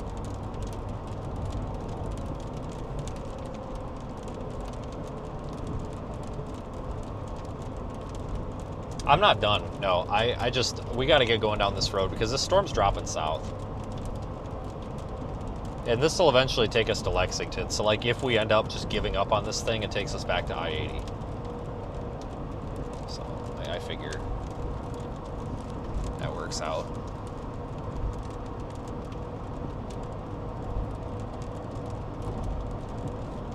Pretty cool though. This was kind of much needed here. Just hang on, because I'm not gonna move the camera because the road curves back around. This was much needed because, like I said, it has been a while. It's been a while, and I was kind of sitting at my desk, yesterday actually, sitting at my desk in Wisconsin, and Jeff's here. Jeff, actually, hang on, let me turn the camera. I think you can actually, I think that over there is the leading edge of the outflow boundary. Hang on. I think it's right here in the back. I think it's kind of convecting a little bit. But, you know, I was sitting at my desk in Wisconsin, and I was like, you know what? I was like, I haven't seen a fucking storm worth of shit in a while. Like, it's kind of depressing. Like, I was starting to get, you know, it's like it's a cycle. Like, every time you start thinking about it, and I think a lot of people that do this, whether it's for a hobby or a job or whatever, probably can relate. You kind of go through this cycle where you're like, oh man, like I miss storms. And then after about 10 minutes of sulking and depression, you get excited about next year. So I was kind of like, oh yeah, we got next year coming, so it's like, you know, whatever. But this winter is going to be very, very, very busy building radiosondes. Like I really want like 300 of these things built by the middle of March. And I think I can do one of them every 20 minutes. Like I think if I get good at it, I think I can do one in 20 minutes. So it's like if I do 3 an hour, I think 3 an hour is safe. I got to get some better equipment. You know, I got to get a better soldering station. My soldering iron sucks, and I need to get a couple. You know, I need to get a better heat gun, stuff like that. You know, minor stuff that'll speed up the process. But if I could do 3 per hour, if I sit down for 2 hours every day, that's 6 a day that I can do, unless we're out chasing. So I can do 6 a day. That's 42 a week. You know, obviously there's going to be days where you slack off a bit. So if I could just do 30 a week, you know, I could easily hammer it out in 3 months. Obviously there's cost. You know, we're looking at probably $10,000 worth of parts. But if we were to purchase radiosondes next year like we did this year, we would be looking at another $30,000. Well, now we're looking at like 10. Like the amount of your money that we're saving by doing this is amazing, because that means we can do more. Because instead of just doing one sounding a day, we need to be doing multiple from different locations in different parts of the storm. Because, you know, this year we've proven the concept. We've refined the systems. Everything works, and we've collected some preliminary data, and we've kind of figured out what works and what doesn't. Well, next year we can really go hard on some of this stuff, because I've got some specific topics that we need to basically be doing research on, and specifically boundary interactions. Because of the lower cost of this, and having a team of people, which we need more people, by the way, apply on our website, and having a team of people, we can do this at scale where nobody else really can do it at scale. And there's been some other amateur groups that have tried, you know, with sensors and their science projects and stuff, but they haven't validated the equipment. Like, they haven't proven that the equipment that they've built is accurate, which means that any sort of findings that they have from that equipment is baseless, and it can never really be used for anything other than just hobby. Well, that's what we've been doing the past several months. We've been validating. We've been doing validation flights against RS-41 sondes. We've also validated against even just like frame 0 of HRRR. We've basically been doing validations and co-flights and you know, inter-comparison flights where we can say, hey, you know, does our radiosonde come up with the same data that known good radiosondes or known good instruments do? And the answer is yes, 110% of the time. Every time these things are basically within a very, very small, minuscule amount of margin. And that makes me very happy, which means that we can basically validate these. We'll write our paper on how these work so that we can reference it. We'll get that probably written in most likely in December, published probably by January. And then all of our future research, when everybody scrutinizes and says, well, how are you even measuring that? Well, we say, okay, we'll look at the paper published on this day, blah, blah, blah. That's how. Suck it. Take it or leave it, basically. So, this might not seem like a big thing that's happened. It might not seem like this is big progress, but this is significantly huge progress that we've done. We couldn't do it without the audience. Really do appreciate it. I would like to see us get a little more support from folks that haven't found us yet, if that makes sense. You see some folks, and somebody made a comment the other day when we were streaming. They were like, "Oh, I watched some doorknob storm chaser, and he's like, I need a new laptop," and he got like $2,000 worth of donations. It's like, Jesus Christ, $2,000. That's literally that's 20% of our upper air budget for next March, April, May, and June. But Jesus Christ. I know that this stuff might not be cool and exciting, but it's like, this is the kind of stuff that actually matters and actually makes a difference, and you guys get to be part of it. Like, we come out here, we do this, you guys get to see it. This winter we're going to live stream building these, and we'll start talking about how they work and putting them together and everything. Like, there's a lot of really cool shit coming, and I'm really excited about it. So, how you guys can help with that, share the streams, tell your friends, whatever. Share them on Facebook. Maybe you got some friends that are interested. Because I think what we do is pretty cool, and there's nobody out here doing anything like it. Guys, I built an app, for fuck's sakes. I built an app that costs me money. You look at Ryan, and you look at Max, and you look at these YouTubers. They've got radar apps paying them tens of thousands of dollars a day to promote their app.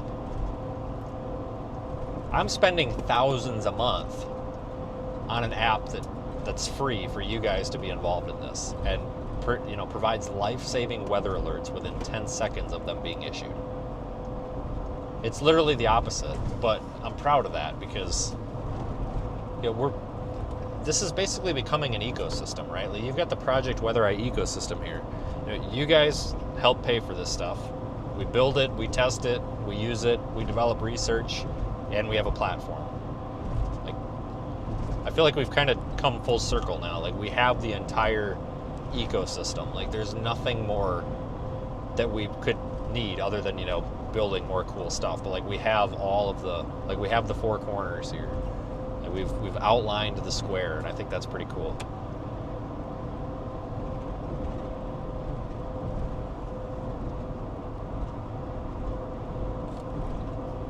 So, I am also really excited about these radio songs because I switched to the 6-volt system, and oh my God, we don't have thermal issues anymore. We don't have them crapping out at negative 50 degrees Fahrenheit. We get them I had one all the way down to negative 90 degrees, and it was still humming. So, we don't have thermal issues no more. I'm excited about our humidity sensor.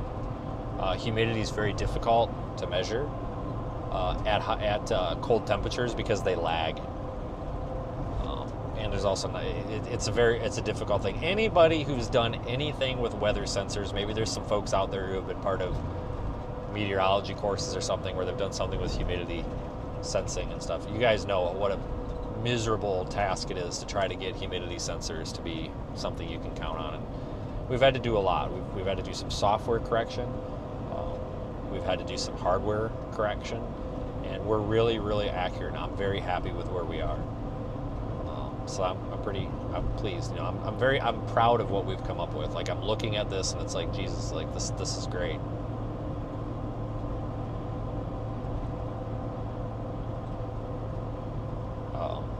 The next phase of our app, guys, is native. I have native iOS done. I'm almost ready to launch. Native Android, I got to go spend $1,000 on an Android.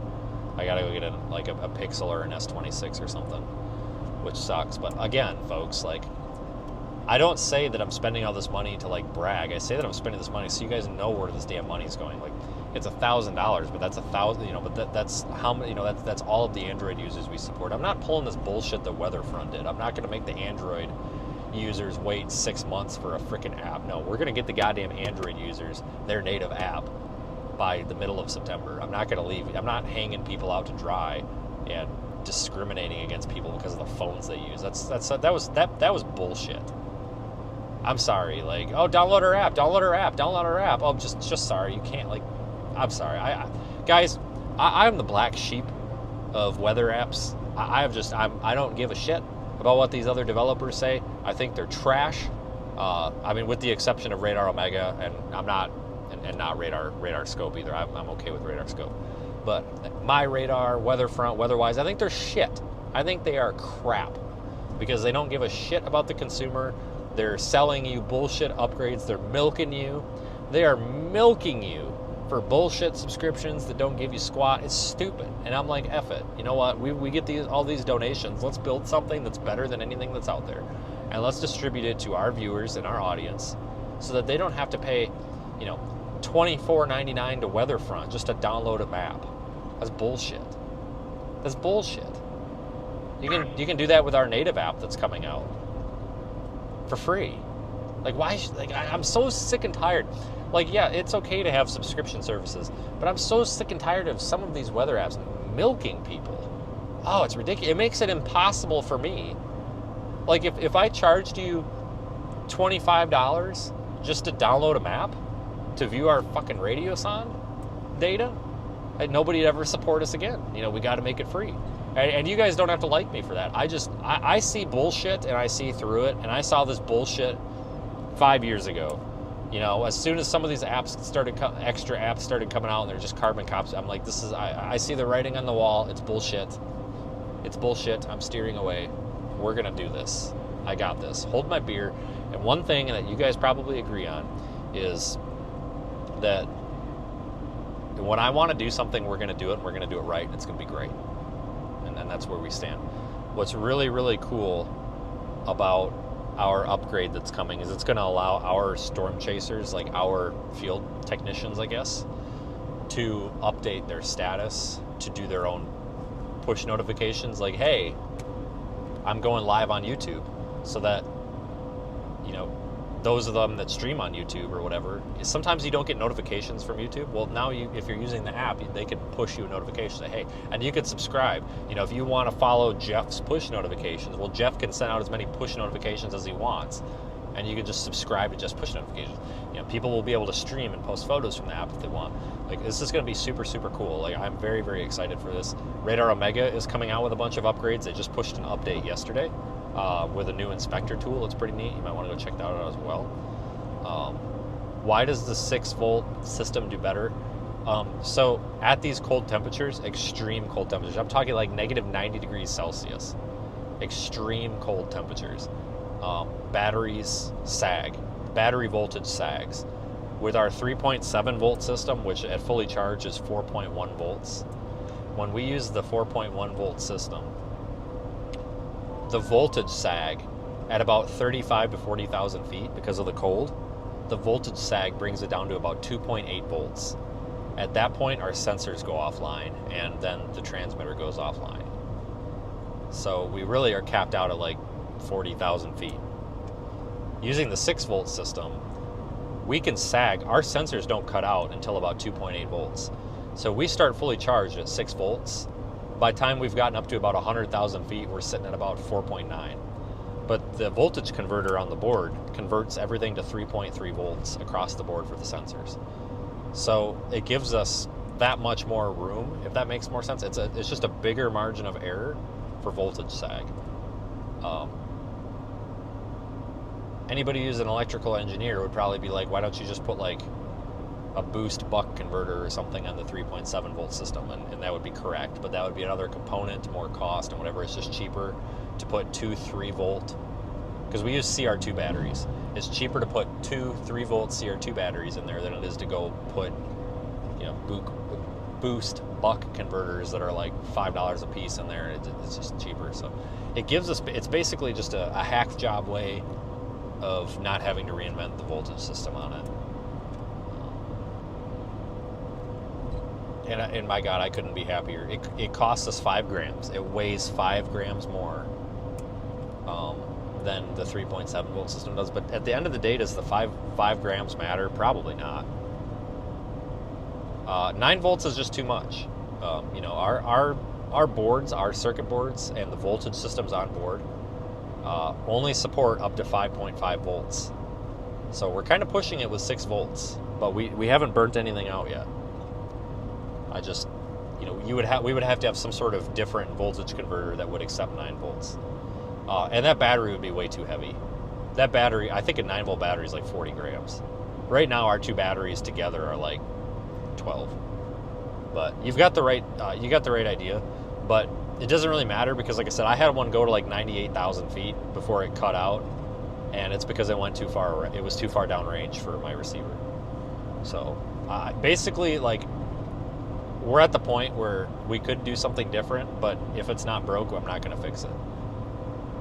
Basically, that's the biggest takeaway I've learned from doing these research projects and building equipment. Is if it's not broken and it has integrity, don't fix it. If it's not broken and it doesn't really have integrity, like let's say if it's a temperature sensor, like if it's working but you're like, yeah, I don't think it's accurate, you need to fix it. But if it's not broken and it has integrity, Jesus, don't ever touch it. Just leave it. Like, don't touch it. It's like golden rule. Leave it alone. Because I have reinvented the wheel so many times just to burn myself.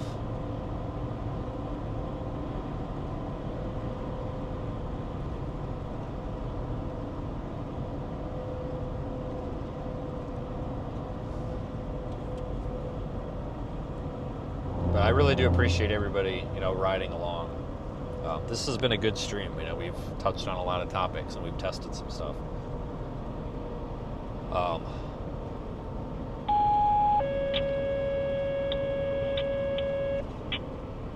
Region 26, testing Arcadia Fire. All right, we're coming through Oconto now. Region testing Arcadia Fire and Rescue Page Receivers, 1901.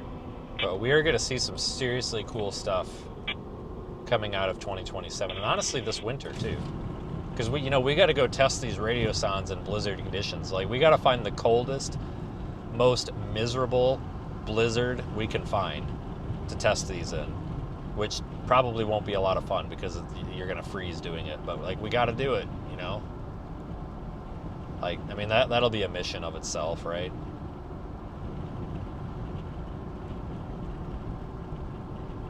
There's gonna be some cool shit that comes out of all this here. I mean, this is. I'm happy with the way things are going. So that's the official sponsor and fundraiser update for you folks that have put a bunch of money into this and you're wondering what's going on. Everything's good. Region 26, testing Spalding Fire and Rescue Page Receivers. Region 26, testing Spalding Fire and Rescue Page Receivers,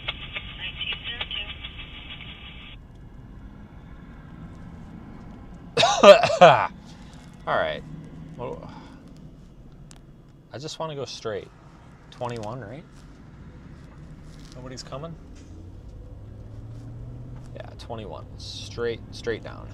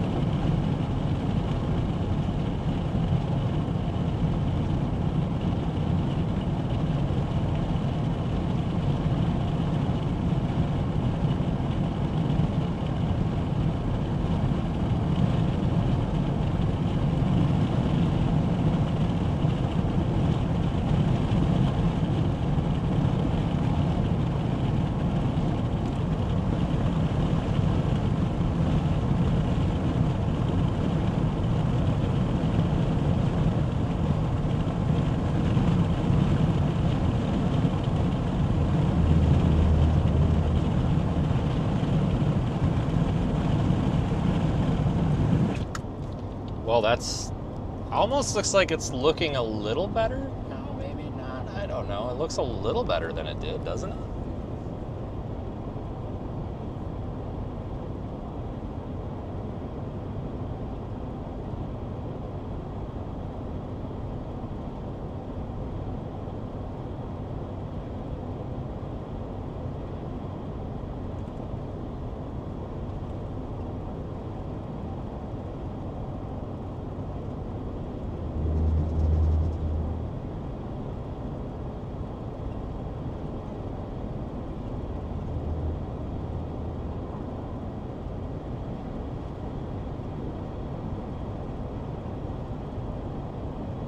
There's a new storm. Ooh, hey, we got a new storm popping up by Gothenburg. Christ. All right, so we might have a new storm coming up, so we might not be done yet. Give that a few minutes.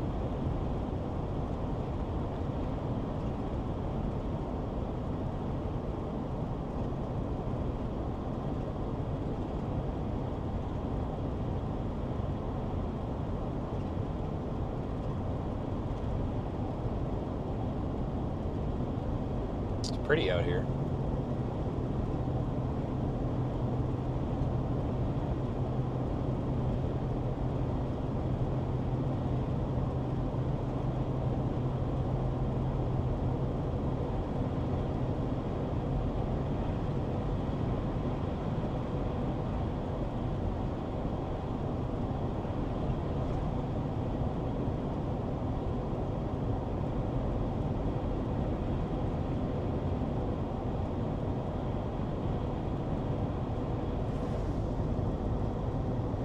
Yeah, I can kind of see to the tops from that storm from here, but not, yeah. It might just be a shower, but we'll see what happens when it gets hit by that outflow. That might smoke it. I don't know. So your guys' guess is as good as mine. But my God, guys, it's been years since I've driven down this road. It probably was like 2022 or 2021. This is the road where I ran over the bear trap. Some of you, there's a log story, and yeah, it's at 2 o'clock in the morning. It's probably the last time I was on it. I like it out here. It's quiet, peaceful, and nice.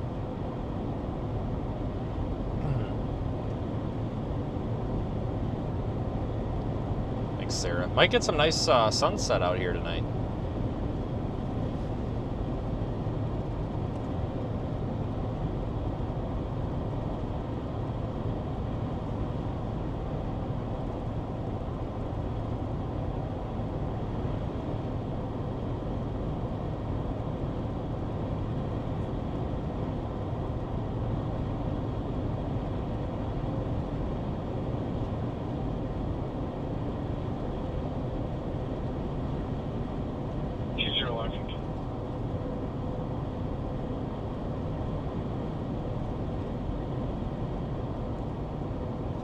Sun's kind of glaring the damn camera. As soon as the 0Z model comes out, or HRRR comes out, I want to take a look at tomorrow, because like I said, if we need to shoot back to Wisconsin and northern Illinois, we can.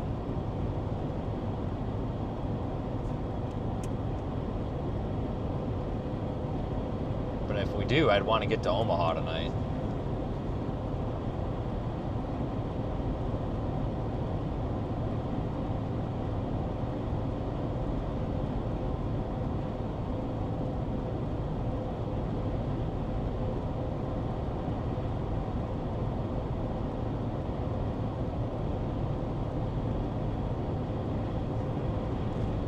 Is it splitting?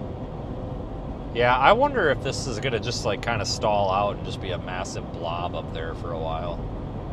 I mean, this storm's probably fixing to be a mess. Honestly, like this is probably gonna end up being a mess.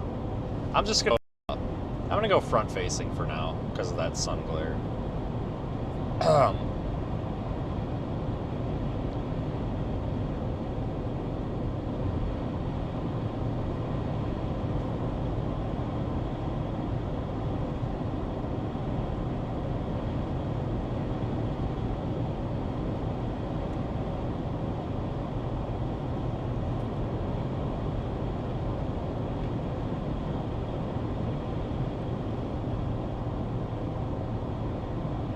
Because if I stay out here for tomorrow, I might want to stay in North Platte tonight. Maybe, I'm not sure.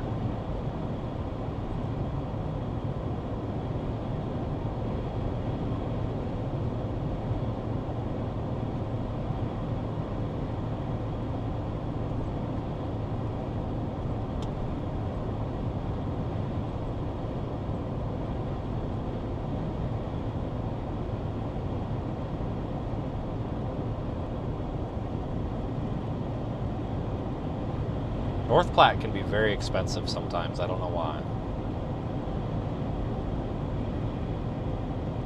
Yeah, I like it out here too. If you're just joining, we got a new storm going up to about our 2 o'clock position here. So we're not done yet.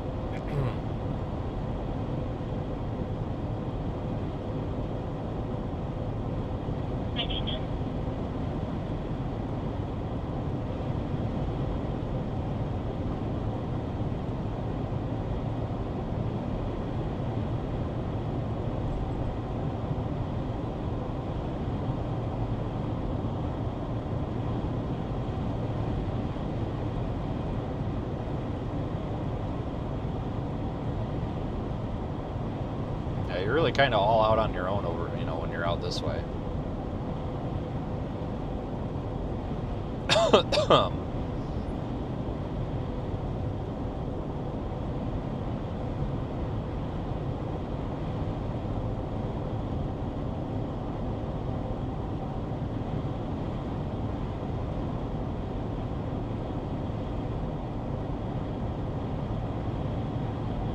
North Platte's 115 tonight. That's not terrible.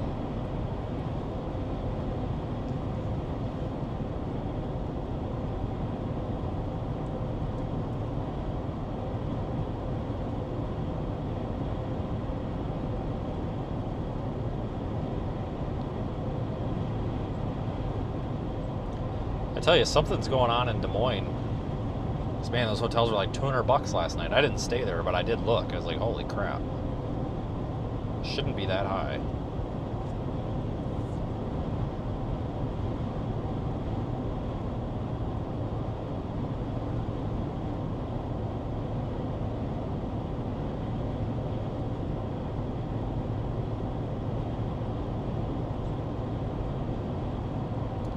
I think they did extend that special weather statement a little farther south. So they're not going to warn this, they're just going to keep special weather statements on it for now by the looks of it. It's trying to develop a little bit of a hail core there by Callaway.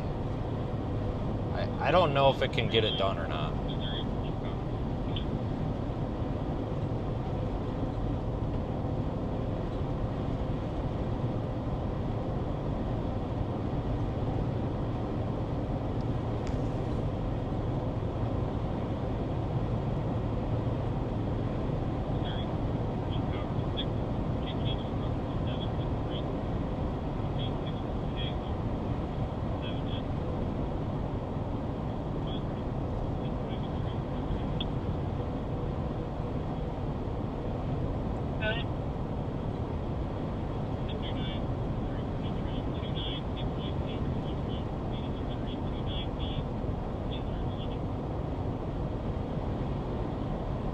Probably won't have 0Z data for like another hour.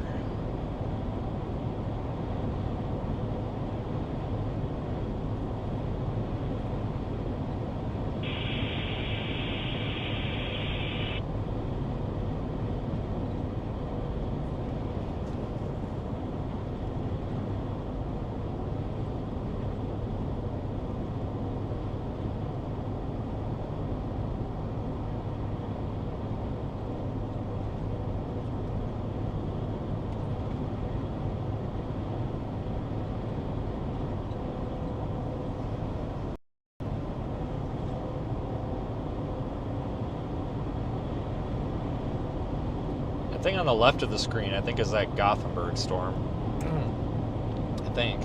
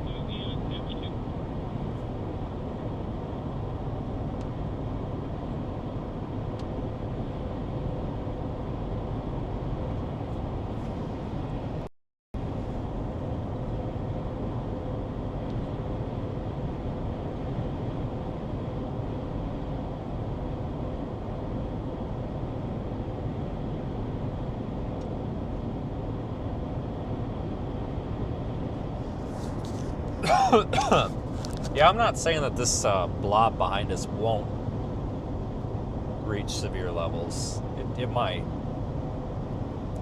It's not looking likely. I think that outflow kind of outran it, and it's kind of iffy.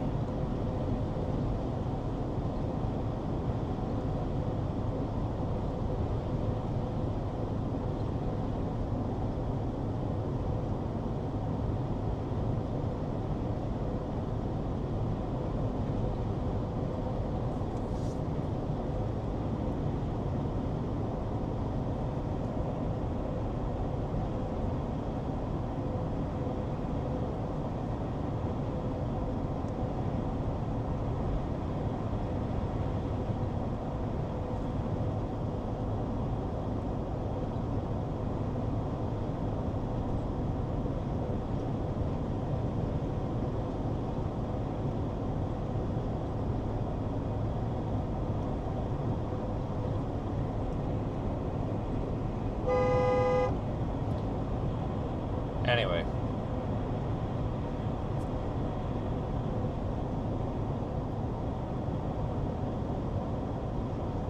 One of these roads out here, it's probably not this one, but one of these roads out here, somebody put a bunch of like stick-on reflectors on the blades of the windmill. And I was driving through here, this was a couple years ago, and I was alone, and it was 2:30 in the morning, and it was pitch like, I mean, it absolutely as pitch black as it could possibly be. And for like 2 miles, I could see this like spinning, glowing thing in the distance, and I'm like, what the actual F is going on? Like, I was starting to kind of freak me out a little bit, and I was like, it's gotta be like a flagpole with a flag and a light, and like it's reflecting off the flag. I'm like, it's gotta be something dumb like that. As I'm getting closer, like, it's starting to freak me out, because it's just these like, it was white reflectors stuck on the frickin' fins or the blades of the damn windmill. And I'm just like, what the hell is this? And it wasn't until I like got right up next to it, because like I was freaked the hell out. I'm like, what the hell is this thing? And I'm like, oh my god, it's the freaking windmill. Like, somebody thought they were cute doing that, and that's probably why they did it, to freak people out. But it got me, because I was like, what the hell is this thing? I couldn't figure it out. I'm like, this makes no sense. Like, what is this spinning, glowing orb in the freaking sky here? Like, this makes no sense. They just severe warned it, son of a gun. 1.25 inch hail. Maybe I can find a good spot for us to stop and watch. Right there? No, not right there. Maybe right there would have worked. They did severe warn it, but it's in that freaking road hole. I'm actually kind of surprised that they severe warned it now, and of all times. But like, I see why they did it. I'm just surprised now of, whatever. But it definitely looks like there could be a hail core on it, so I don't doubt the severe thunderstorm warning, that's for sure. It's definitely justified, I'm sure.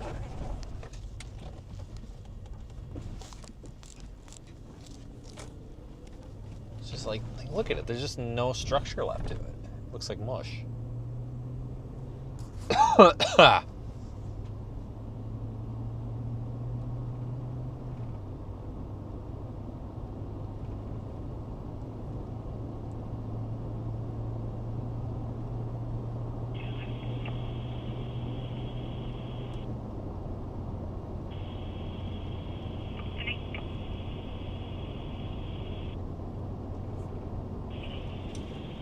I was thinking right here.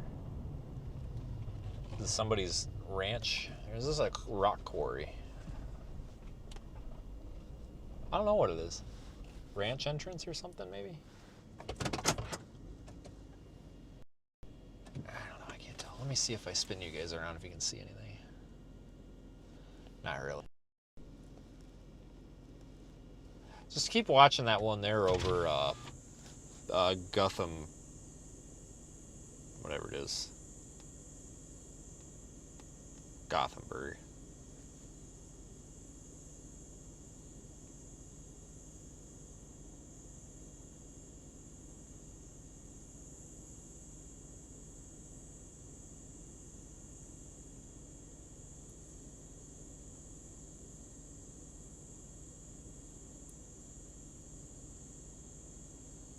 This guy's got a rain gauge on his fence post. I mean, I guess we can monitor the rain.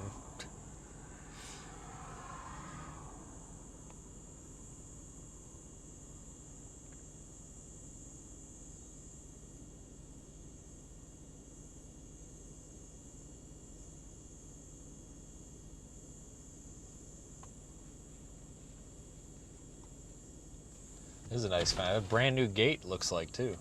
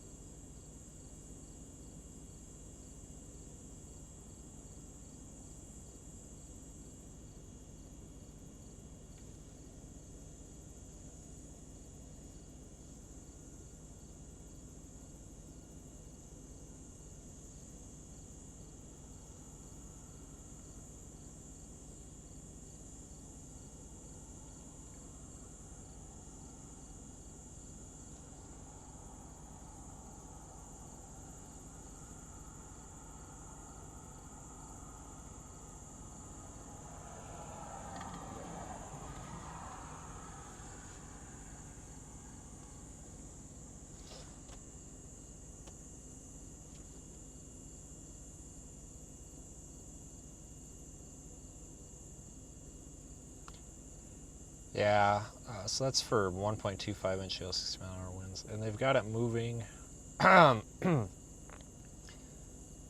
southeast at 30, which makes sense.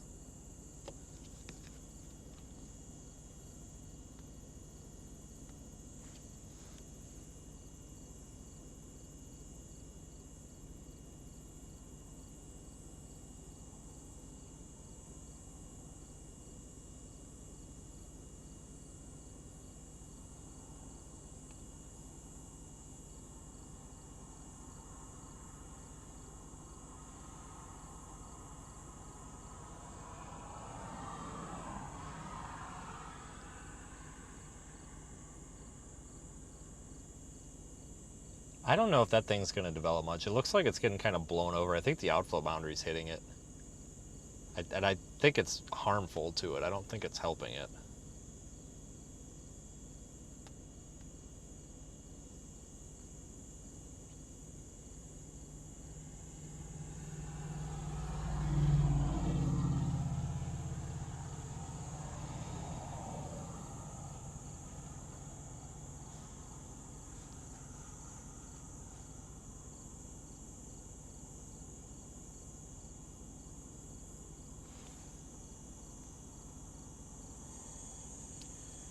Oh, zero-Z stuff can't come soon enough. I have a feeling we'll be out here tomorrow. If it's half of, I mean, if we have a repeat of today, I mean, I wouldn't be complaining.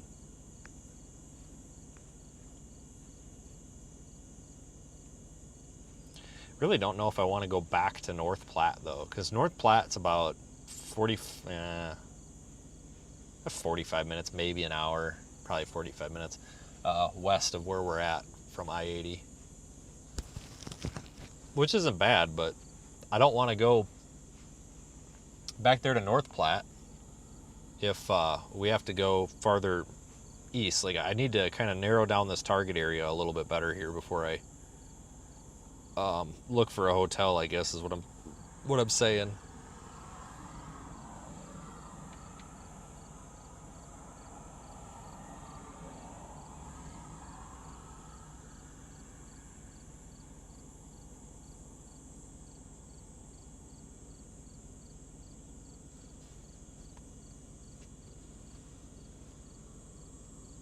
That's pretty, though. We'll see if this thing can organize or not. This is the first severe thunderstorm warning that it's had on it for probably since about 5 o'clock, 4:30 maybe. It's probably the last one.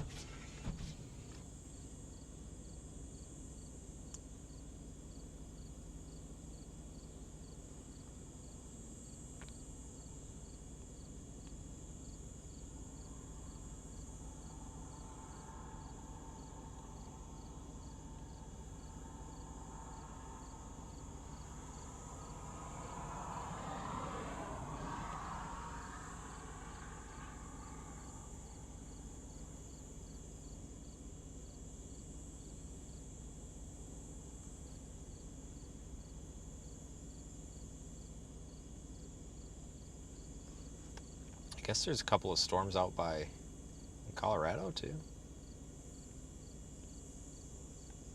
Yeah, Colorado Springs right now has a severe thunderstorm warning. It doesn't look like much, 4 o'clock. but they got one. 21. Your tag big one to 122.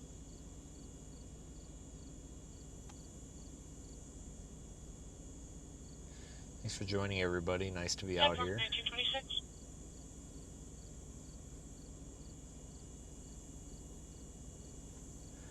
We've not gotten a severe thunderstorm watch or anything like that, which turns out to be the right call because, you know, it's not severe thunderstorming very much here, so.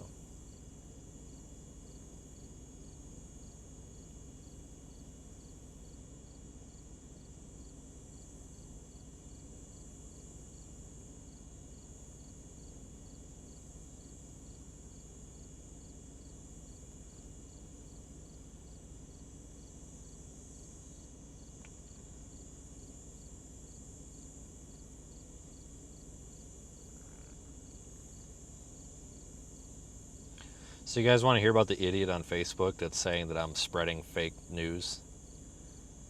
So I posted a map today of where the SPC outlook was.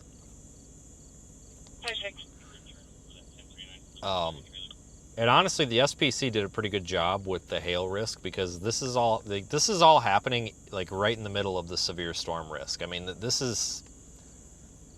doesn't really get much more textbook than this, I guess. This is happening right in the middle of the risk, you know. So here's what this guy named Dan Studley, and it's actually a real account, I checked. He says, okay, this is all one run-on sentence with no punctuation, by the way. He says, okay, now there's a lot of weather information coming out on this page, and just like a lot of false information goes, so does the weather info on this page as well. So you need to make damn sure that we are not putting false information out there where lives are concerned. Get this. I'm a Red Cross volunteer. Watch out. And one thing I want to see is to make sure that when severe weather occurs or when there is a fire posted, it better be damn frickin' accurate. Somebody I talked to in Washington told me an investigation is about to start on all of this stupid false information. 1076. Oh, watch out, guys, because Dan is a volunteer for the Red Cross, which I have no idea what that has anything to do with meteorology. He's a volunteer for the Red Cross, and he has talked to somebody in Washington, and they're investigating us. So we really need to be minding our P's and Q's here, people, because it sounds like we are being watched. So we really, really need to shape up, I think, because he's out to get us here. They just issued a mesoscale discussion. It says watch unlikely for central Nebraska into northwestern Kansas. Yeah, I don't know, guys, but we're under investigation now for false weather information, so watch out. Oh, do you guys want to know what I responded with? So I felt like being a prick. So I said, Dan, nothing's false. I know way more than you. This is the storm literally ongoing in the middle of this risk area. Doesn't get more textbook than this. Pick your battles. And then I gave him a picture of the storm. So I dropped the I know more than you on him, so that'll really get him going. Watch out, I got the Red Cross after me now.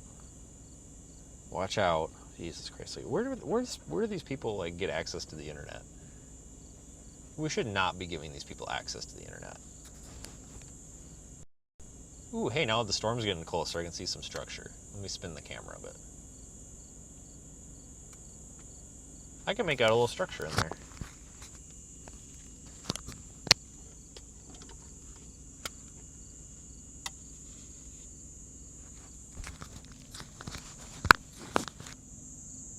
They took this mesoscale discussion all the way down to Goodland. They must be expecting some stuff to form down there, too. I have no idea. Oh, wow, this is pretty.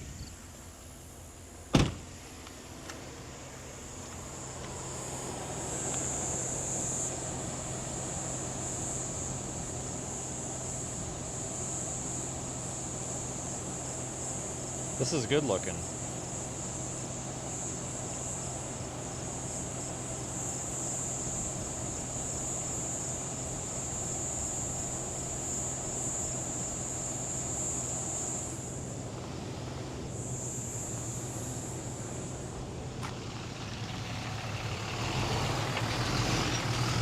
My pasture, I gotta go over. You're fine. Now, you might get a little hail out of that, just so you know. You think we're gonna get hail? A little bit. You said that. Figured I'd let you know. Keep an eye on this. It's coming for you.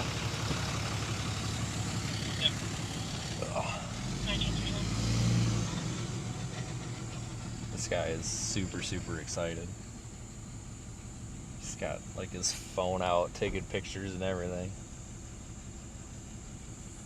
We'll look at radar real quick. This guy is extremely excited right now. Like, he's got his phone out, he's like videoing coming in this driveway and everything.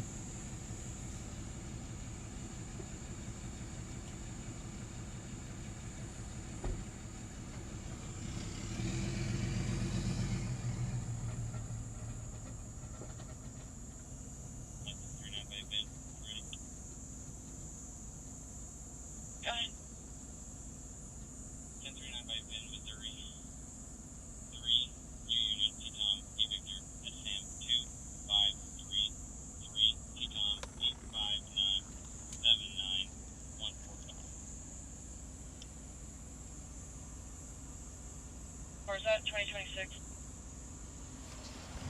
Let me see if I can get a good time-lapse perspective. I don't want to go up on that fence post over there because it's kind of like looking down. It doesn't look right.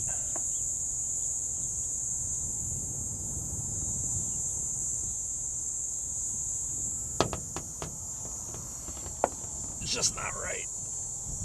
Oh, shit.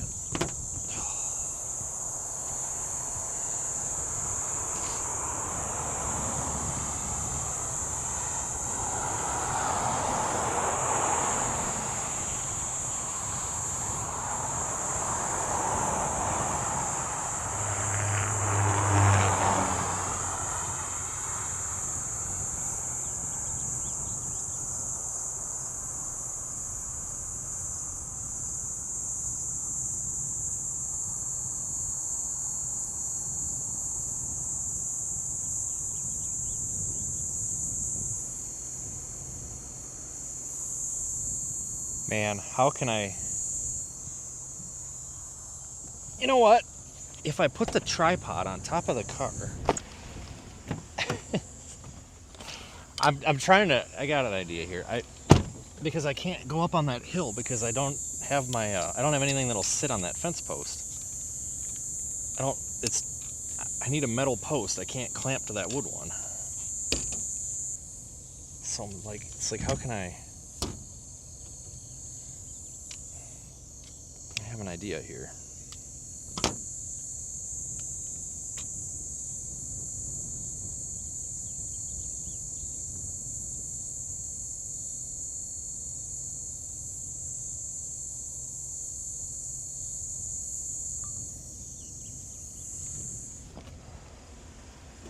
This is incredible. I love it. Oh, that's really in your way now, isn't it? Well, let me help you guys out a bit. Really in your way now, isn't it? Well, let me help you.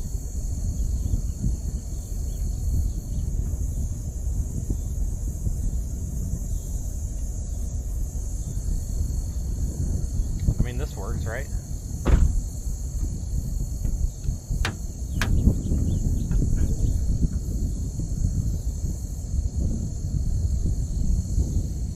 Amazing, I love it.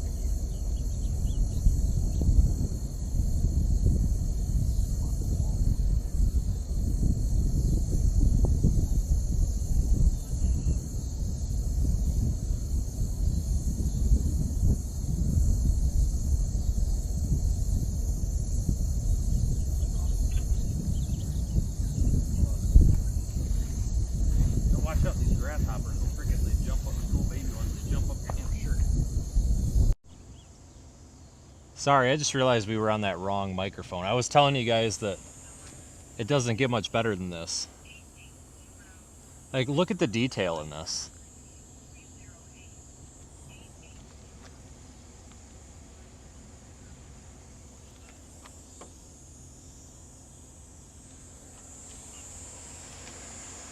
Holy crap. I guess that's the severe warning. Like, it's not where I would really expect it. Like, I would expect the structure to be further north. I don't know.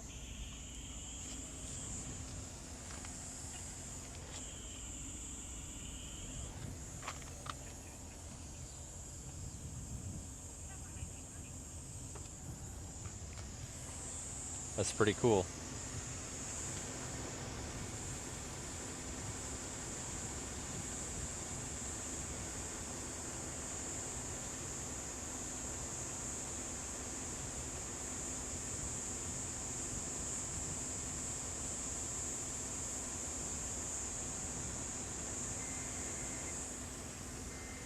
They just extended our warning here.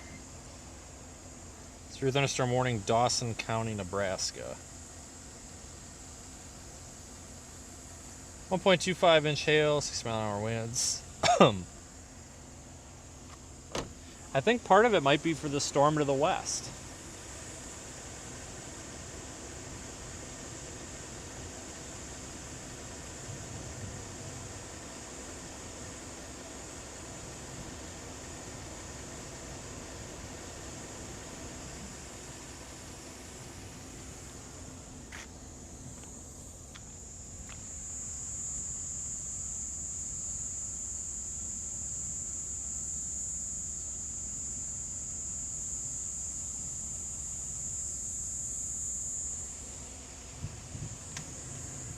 Constant thunder with this thing too.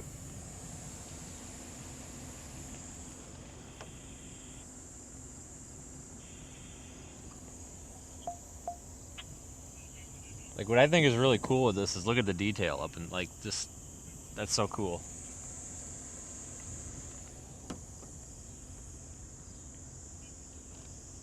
I'll try to draw on here. It looks like that because the inflow is going up in this region here. So here's your inflow in red, and it's going up there.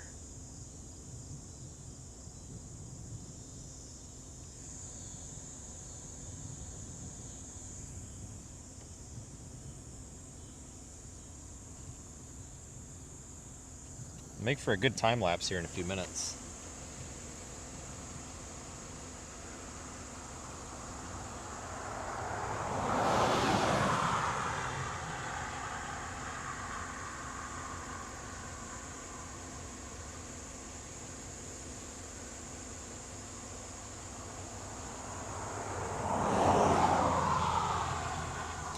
We really probably do need to get moving, honestly.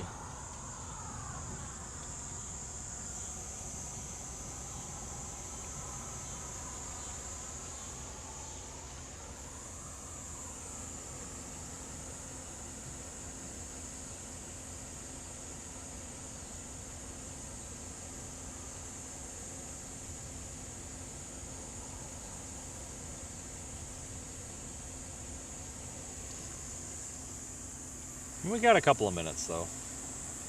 God, that is awesome, though. See, if I would have been sitting at home and if I would have seen somebody else out here take a picture of this and put it on the internet, I would have been pissed.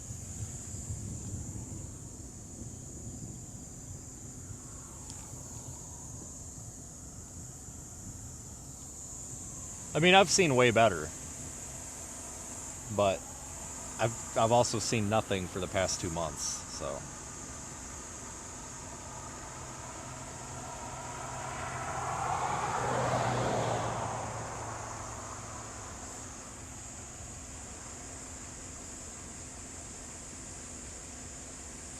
Alright guys, and I'm going to put you back in the truck because we're going to get moving. It's like, you got to look up. So that's why with the time lapse up there I got to tilt it up, because you want to see all that. Way better in person. It just doesn't look as good on stream.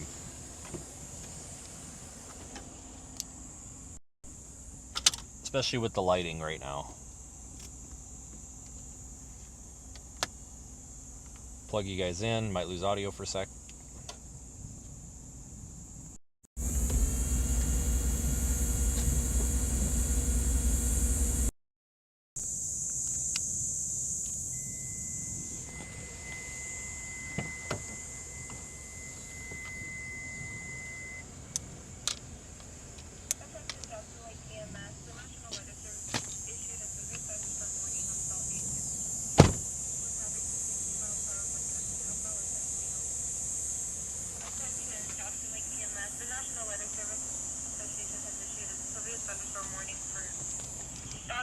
Until 8:15 p.m.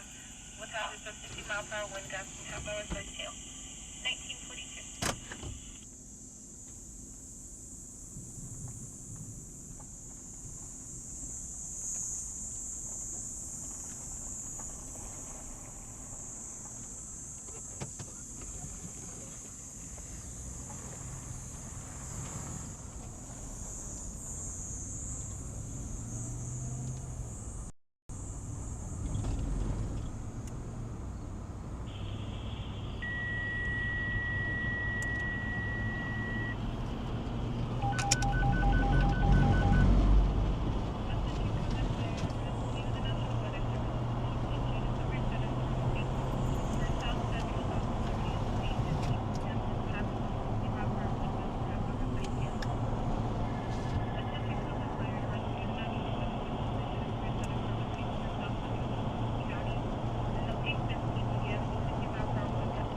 I actually see 2 updrafts back there.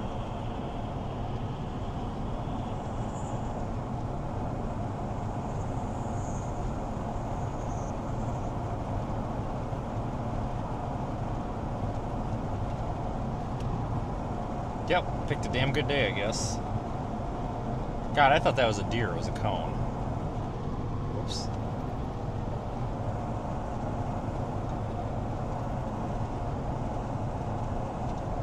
These storms will probably struggle a little bit now. It seems like they're just not quite reaching potential. Which is probably a good thing for people out here.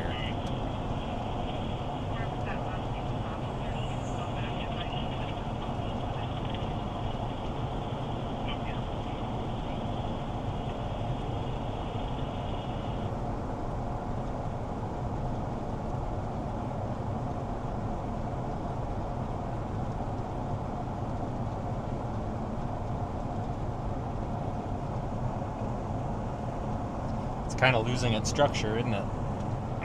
Kind of goes based on what we're seeing with radar too.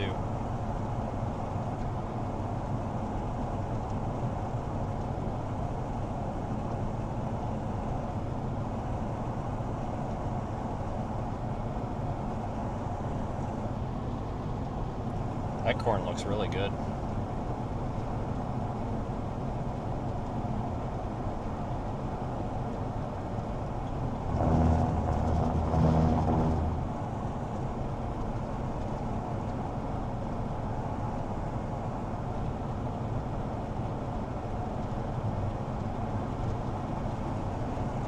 Yeah, I'll take days like this over these like stressful tornado days anytime. Seriously, like I've seen plenty of tornadoes. Like they're great when you see them, but I'll take this over that.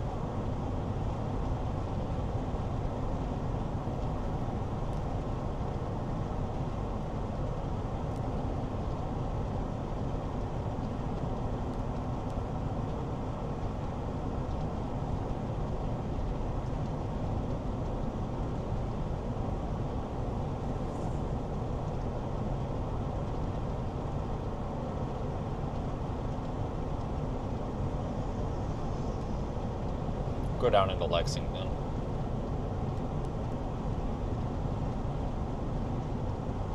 Yeah, you can tell it's getting dark a little earlier now this time of year, because normally we wouldn't really even think about, you know, it's starting to get a little bit dark out until about 8:45, and here it's 7:45, and it seems a lot darker than it is because that's blocking the sun over there, but still.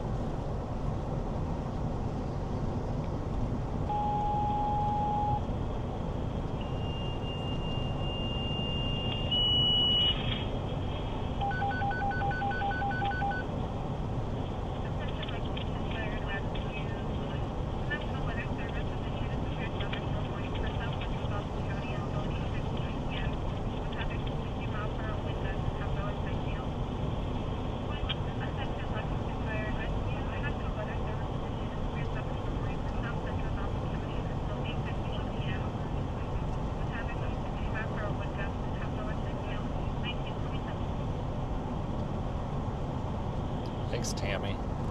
But yeah, no, thanks for being here so far, everybody. I don't know what's going to come of this. It looks like this is going to kind of shit its pants here, but we'll see. We'll give it a minute, because it did kind of take a breath of fresh air there. It started looking a little bit better, so maybe we give it another half hour here. It'll do something interesting again. I haven't seen much for lightning. Attention over to fire and rescue. National Weather Service indicated a severe thunderstorm warning for south central Boston County until 8:15 p.m. Attention to 60 mile per hour wind gusts and half-hour wind chill. Attention over to fire and rescue. The National Weather Service issued a severe thunderstorm warning for south central Boston County until 8:15 p.m. With hazards of 60 mile per hour wind gusts and half-hour wind chill. 1948. Yeah, this time yesterday I was probably just getting into Dubuque, Iowa. I had a long drive last night. I didn't leave the house till like 10 after 6. And I got to Omaha, because I stayed in Omaha last night. I got to Omaha, I think it was about like 10 after 1. So it wasn't bad, but it wasn't great.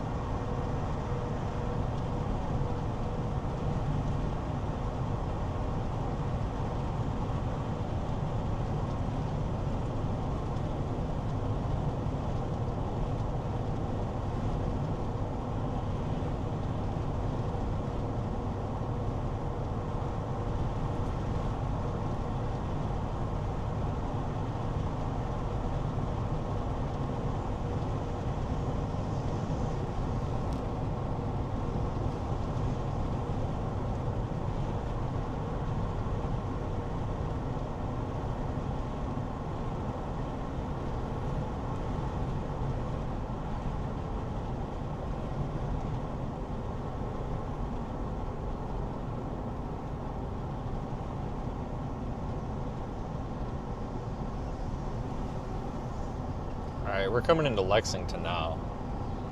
There's not much here. There's a Holiday Inn Express. It's actually a pretty nice one. That's about it.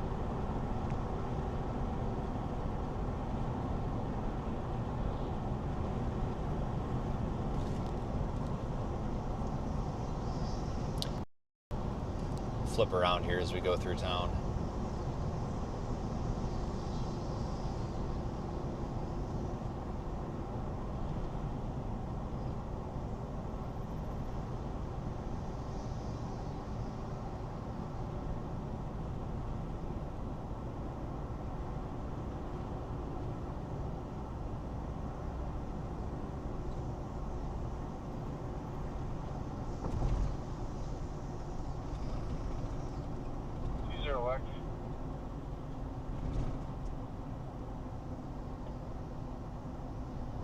Jimmy.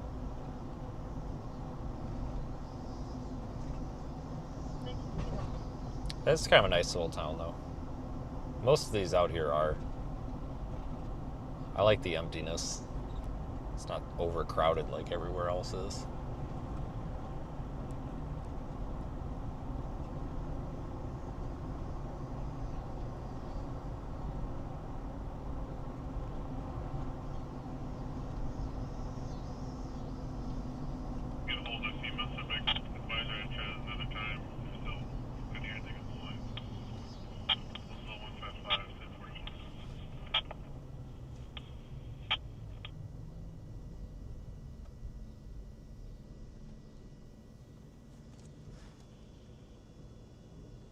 Yeah, we're a minute or two from I-80. What are you laying on the horn for?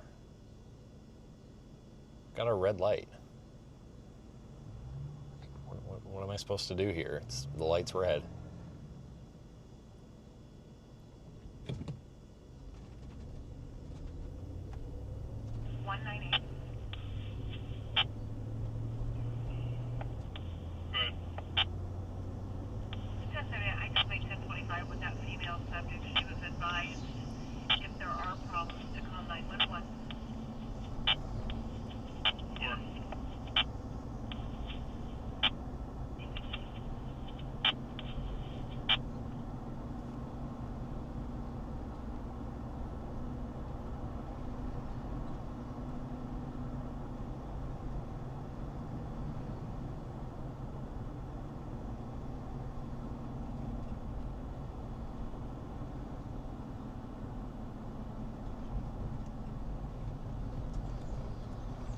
I am going to go left and go through town. Just to kind of refresh my memory of what's here since we got a minute. What's all these people get through here anyway?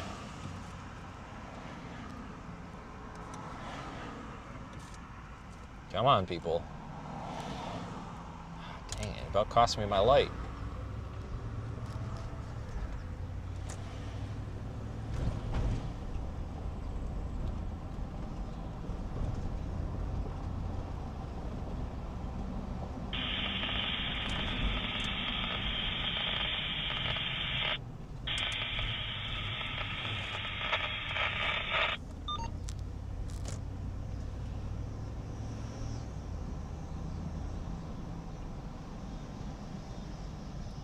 Tell you what, it's a really nice night out. It might not be in a few minutes from now when the storm comes through, but for now it's a really nice night.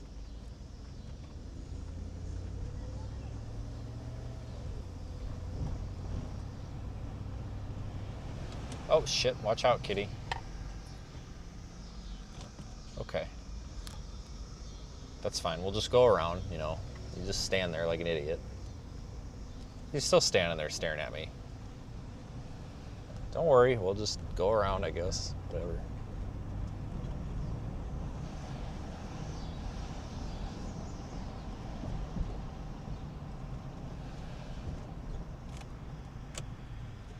Oh, there is a subway here.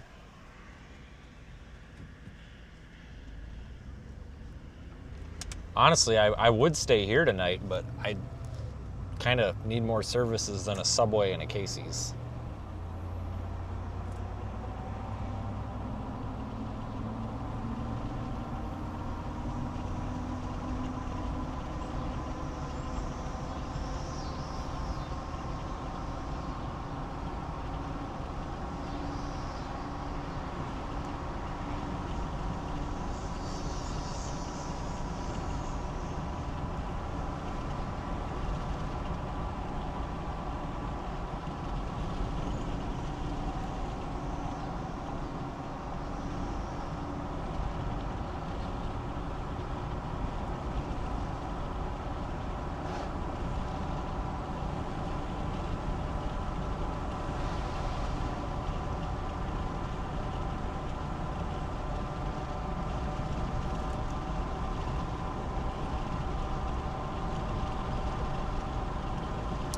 We'll go down here a ways and then maybe pull over by the railroad tracks or something, see if we can watch this thing come in.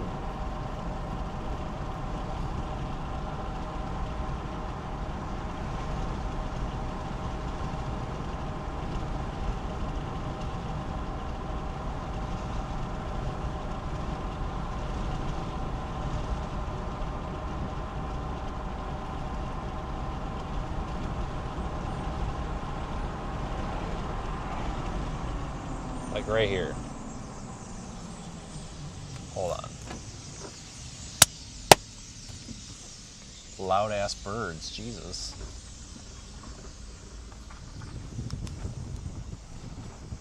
Horribly loud birds.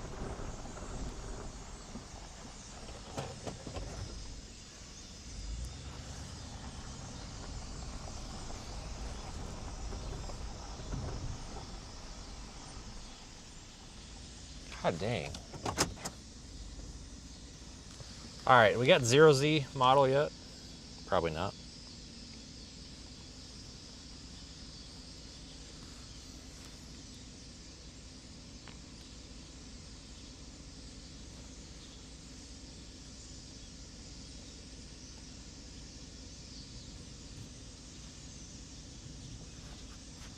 See, I really need to pick out a target for tomorrow.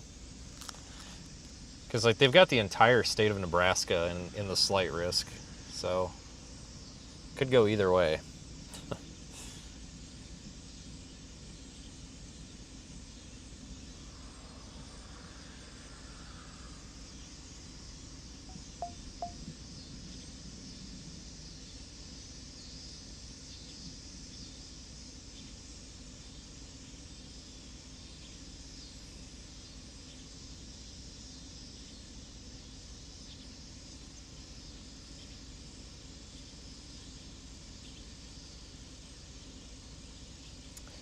They don't really say much in the SPC discussion. I mean, they're probably in the same boat that we are. You know, they probably don't know much more than we do.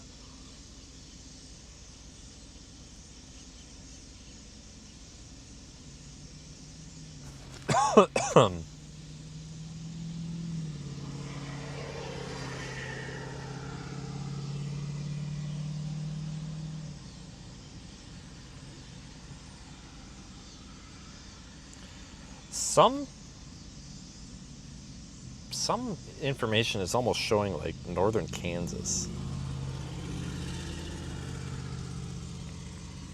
I don't really buy that.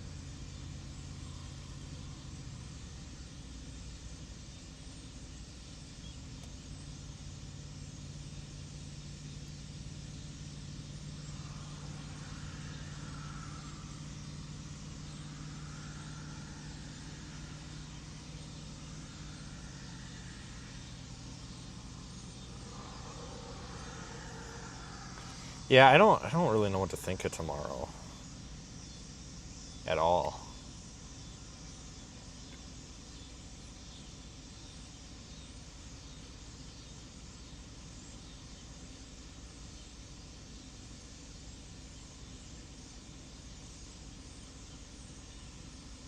See, the HRRR as of now shows some stuff kind of coming through the area at like noon, which I wonder if that's going to dampen the severe weather risk tomorrow. In fact, I wonder if that is the severe weather risk. Let me read the SPC here. Now, well, I mean, SPC mentioned something later in the day too. Okay, so maybe that's not it. But that morning convection out here could squash that severe risk, so that needs to kind of be in the back of my mind too, I guess. It's like, well, what if that morning stuff smokes it? So I don't know, and we might not know until we get 0Z data, which should be soon.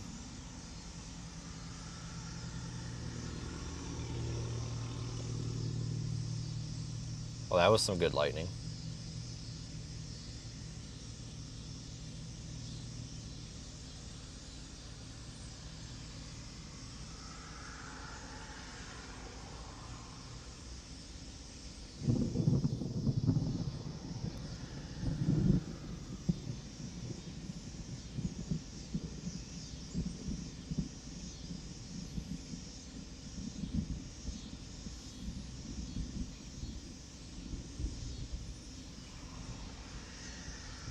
I'll pull up a couple of different models here that I don't normally look at just for the hell of it. Try to get an idea here. I don't normally pay any attention to that RFS model because I think it sucks. But we'll look at it just for the hell of it.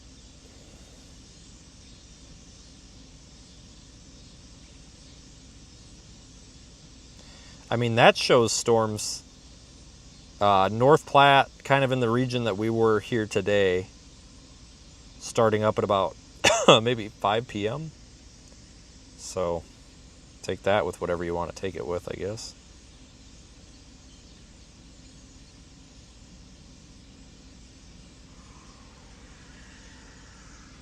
Oh, what's the NAM say? Probably the same thing.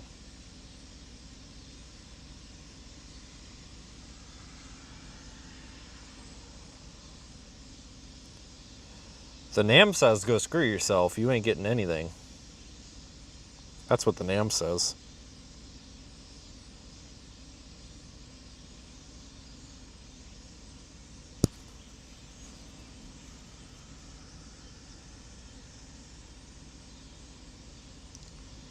And I don't have... 0Z isn't fully loaded. 18Z HRRR. 18Z HRRR doesn't really have anything either.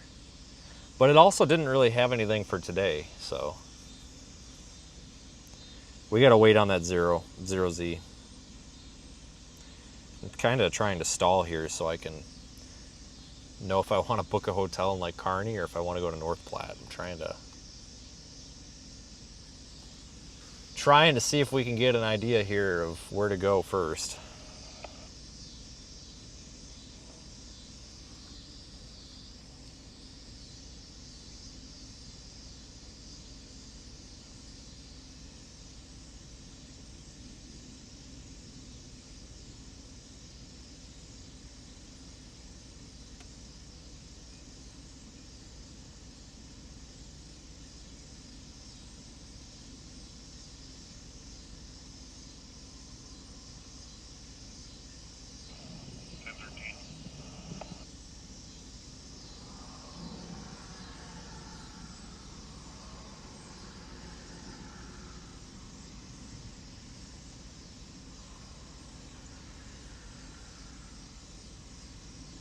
Reference 1013, currently at North Hooper Road 20th.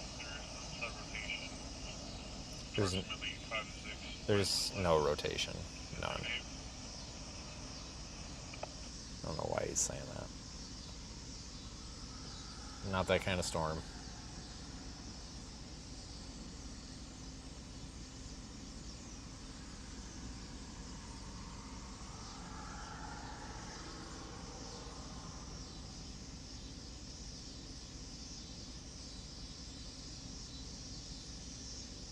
Again, cicadas over there are ridiculous.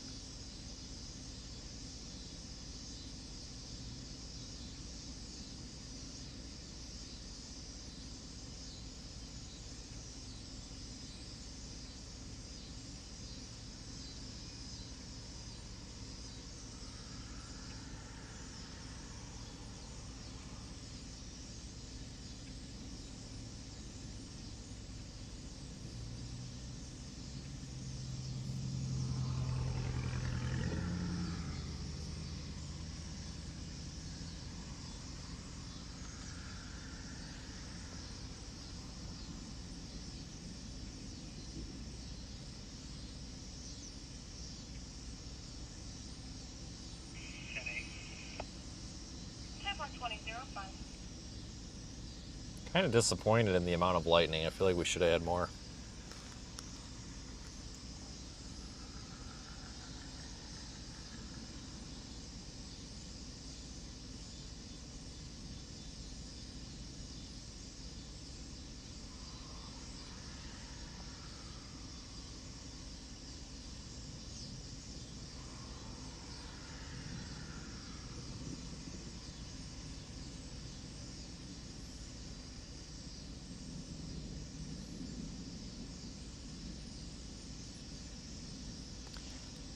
Probably be safest to just go to Kearney, honestly, because that's the middle of the state, you know, on 80.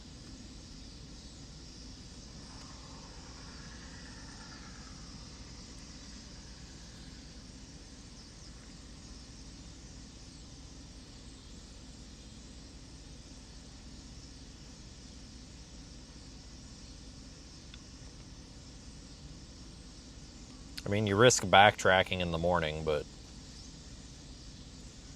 you also risk backtracking if, you know, if you go to North Platte, if it ends up being farther east, well, then we just backtracked tonight. So it's like you're kind of SOL here, whatever you do, I guess.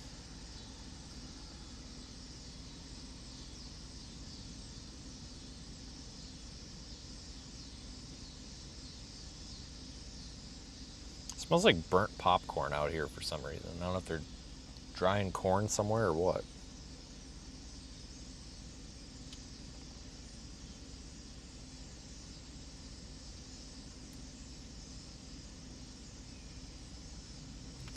All right, let's roll down to the gas station.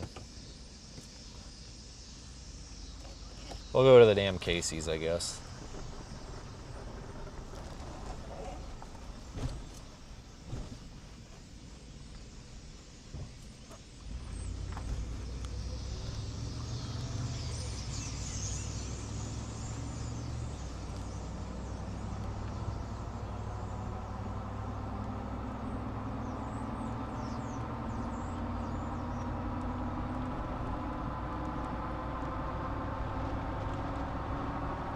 Probably should have done this before it was about to start raining. That would have been smart.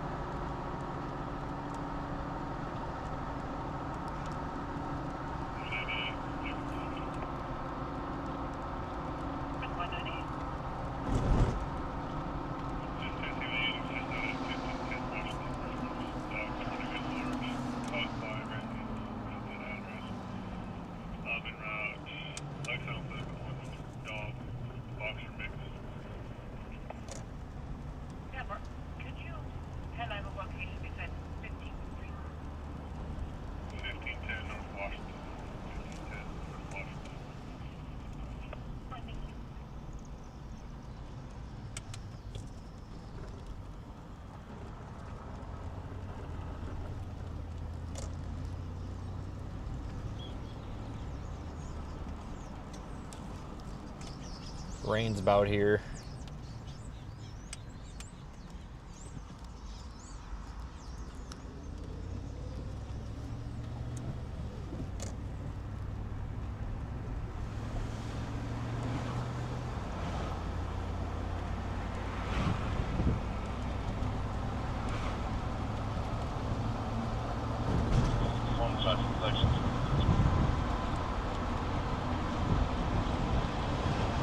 Hey, there's a train. Just missed it.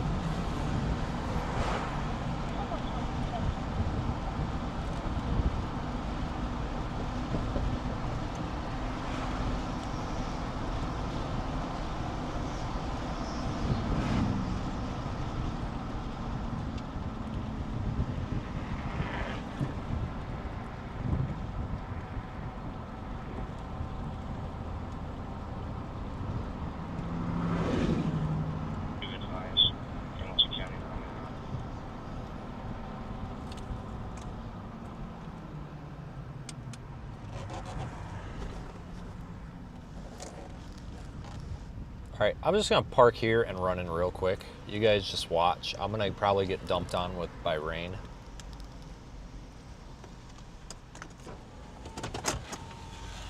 Here.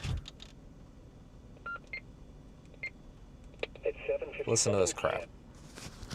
Storm was located Right back. near Cozad, or Right back. 15 miles northwest of Lexington, moving south at 30 miles per hour. Hazard, 60 miles per hour wind gusts and half-dollar-size hail. This is a radar-indicated threat. Impact, hail damage to vehicles is expected. Expect wind damage to roofs, siding, and trees.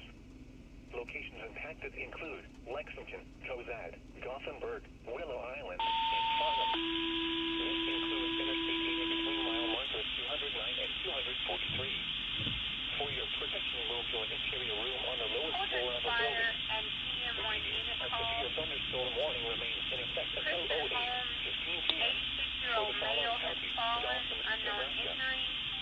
Needs The current time assistance is making entry 8:11 into p.m. Central room. Daylight Time. You are Holders listening to fire your and weather radio all PM1 unit hazards. call. Station WXL 75, broadcasting on a 86-year-old frequency male of has fallen, unknown 162.475 injury. megahertz from the tower near Atlanta, Nebraska. Making entry into the Severe room. weather or in rare cases an Holders urgent fire non-weather and situation PM1 is unit call. occurring at this time within south central 86-year-old Nebraska. male has fallen, Please stay unknown tuned for the injury. latest information. Needs assistance making Severe entry into thunderstorm the warning room. information.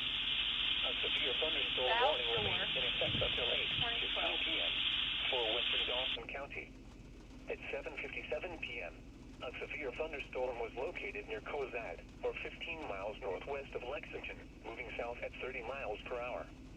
Hazard, 60 miles per hour wind gusts and half-dollar-size hail. This is a radar-indicated threat. Impact, hail damage to vehicles is expected. Expect wind damage to roofs, siding, and trees. Locations impacted include Lexington, Cozad, Gothenburg, Willow Island, and Farnham. This includes Interstate 80 between mile markers 209 and 243.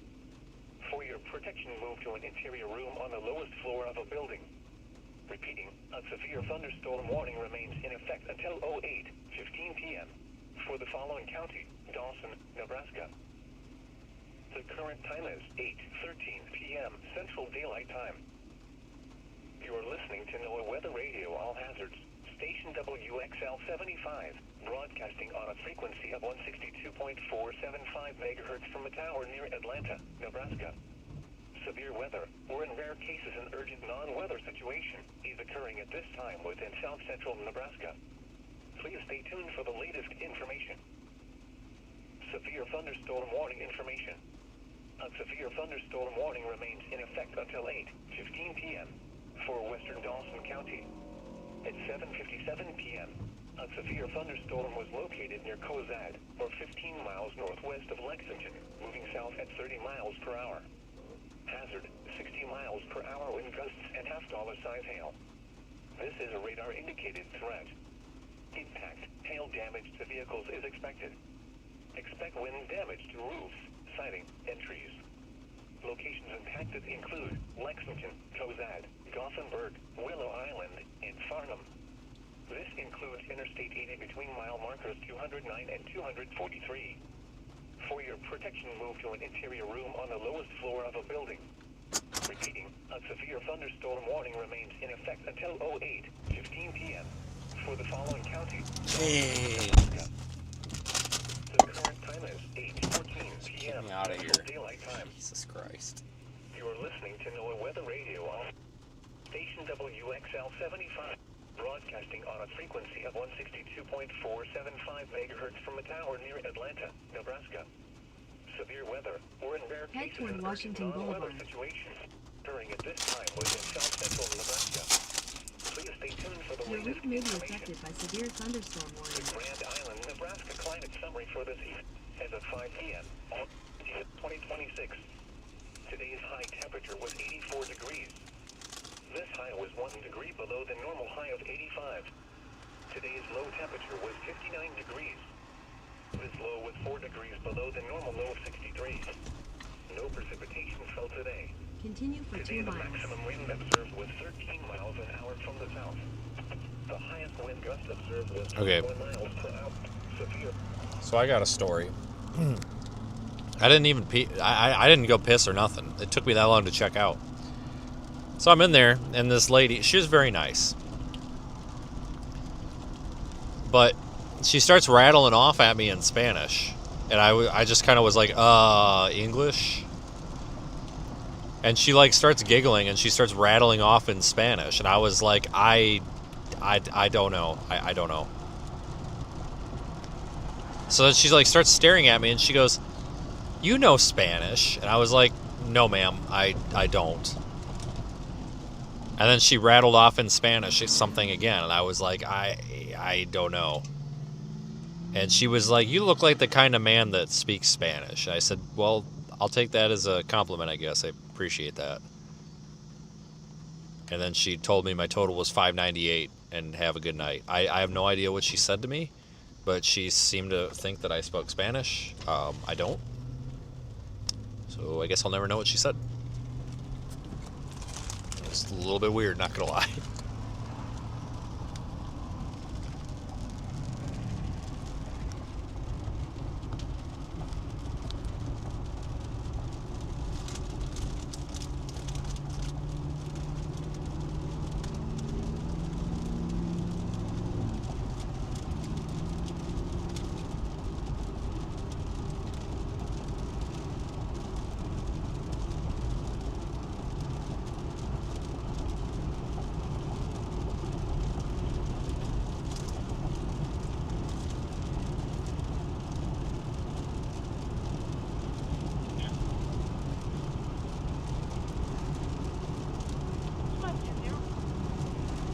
Yeah, 1116 East 7th Street, Lexington, reference protection order.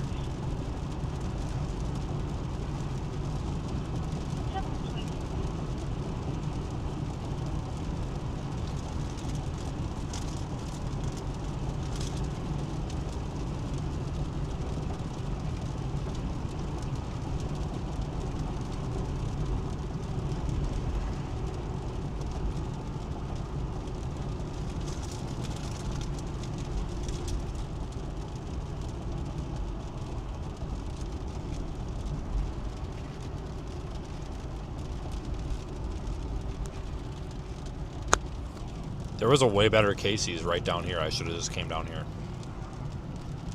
I totally forgot about that too. I think the Holiday Inn's right there. Turn left onto the I-80 East ramp.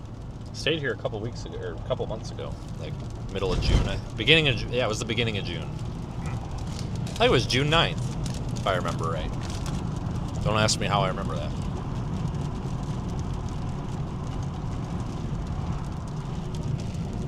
I remember it because that night we stopped at the Freddy's, or whatever the hell it is, or the steak, fork and steak or some shit. I don't know.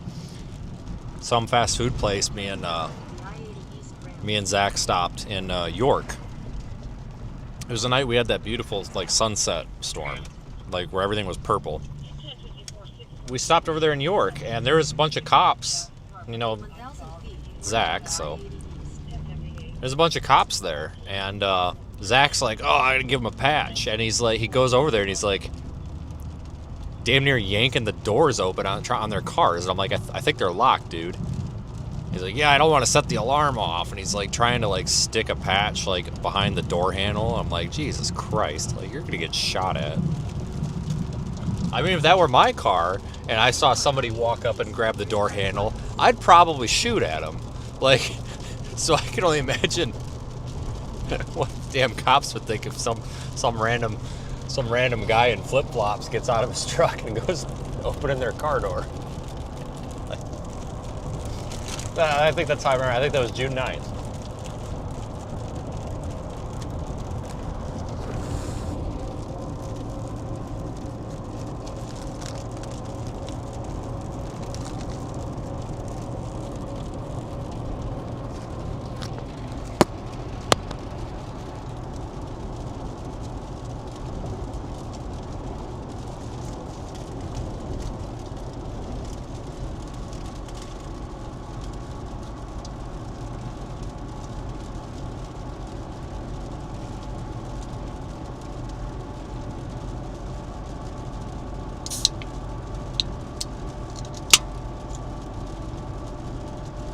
Yeah, I'm gonna go to Kearney tonight. I just... Something tells me that's the right decision. But make sure you join the live stream tomorrow to find out if it was the right decision or not.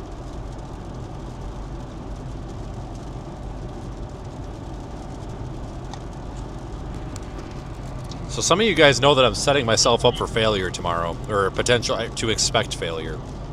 I honestly don't think we're gonna get anything tomorrow. If we truly do get a morning round of storms that hangs around until 2 o'clock in the afternoon, I don't think we're going to get shit.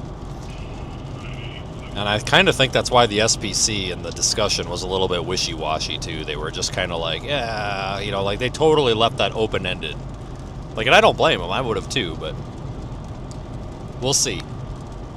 And if it is a total wash, instead of being 10 hours from home, I'm 9 hours from home. And we could just abandon ship at, like, even I could even leave here at 3 o'clock in the afternoon and still get home by midnight, you know. So, because if I drive an hour east to North Platte, I think the storms are going to be somewhere more central in the state. So I think we're going to have to, or I'm sorry, if I were to drive an hour west to North Platte, I feel like I'm just going to have to drive an hour back east anyway in the morning. So I think this is the right call, is going east tonight to Kearney. Because the entire state of Nebraska is under the slight risk tomorrow. But trust me, I'll let you know tomorrow if this was the right decision or not. Might not be.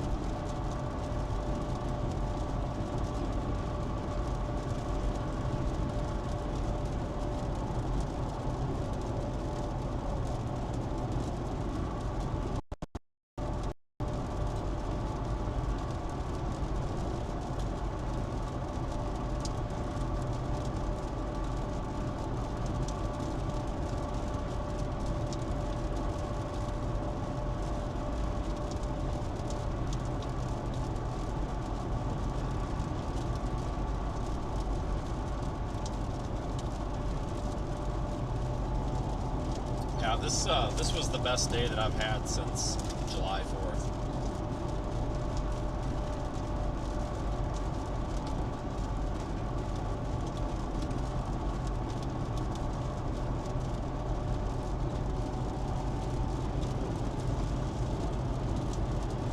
Coincidentally, that storm we saw on July 4th actually looked quite a bit like this one.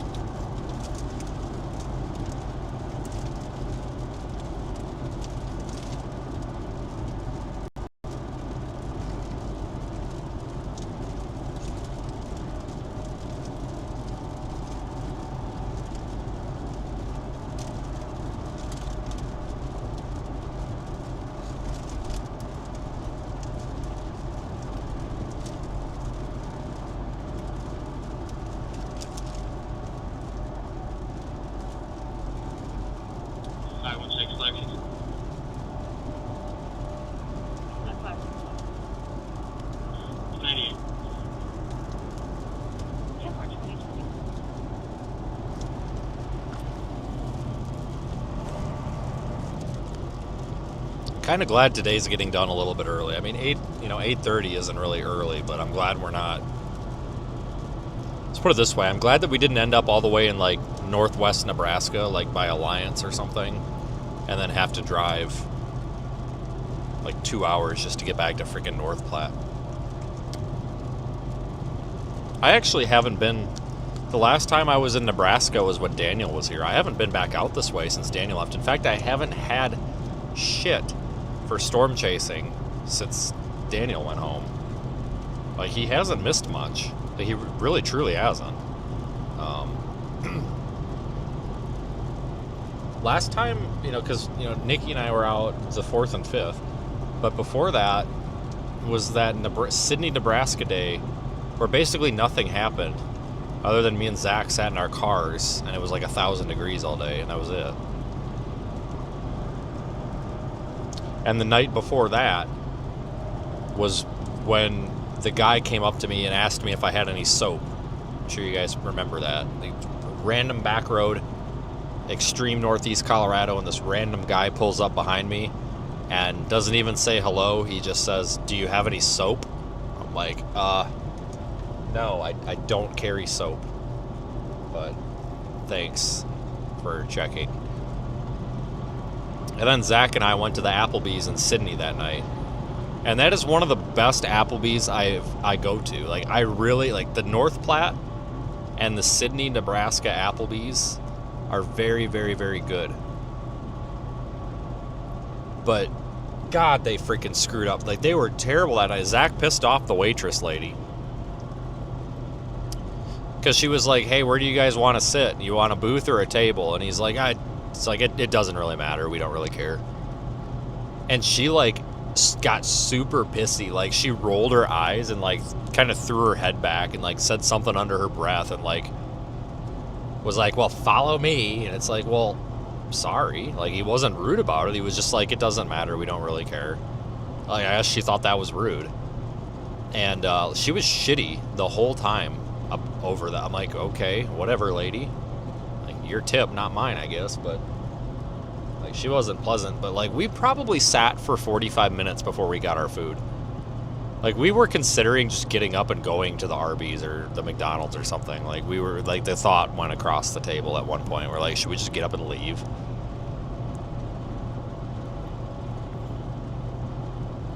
They really dropped the ball that night. That was the last time I was at an Applebee's. It's been a while. I might go tonight. Shit, I don't know. Sit in the corner by myself.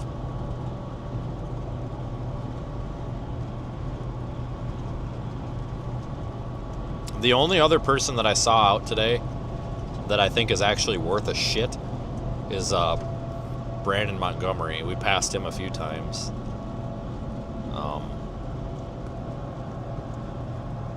I don't know where he went, but he's out. I know Nathan's out. I saw him on the map. I don't see him on the map no more. But, like, it was so nice. It was so peaceful. Like, it's just... That's why I love this time of year. Like, people really don't come out unless it's their local area. And I'm not saying that people shouldn't come out, but I'm going to be completely honest with you guys. Some of these people should not be out here. Like, if people are just... I get it's a free country. And just because you can doesn't mean you should.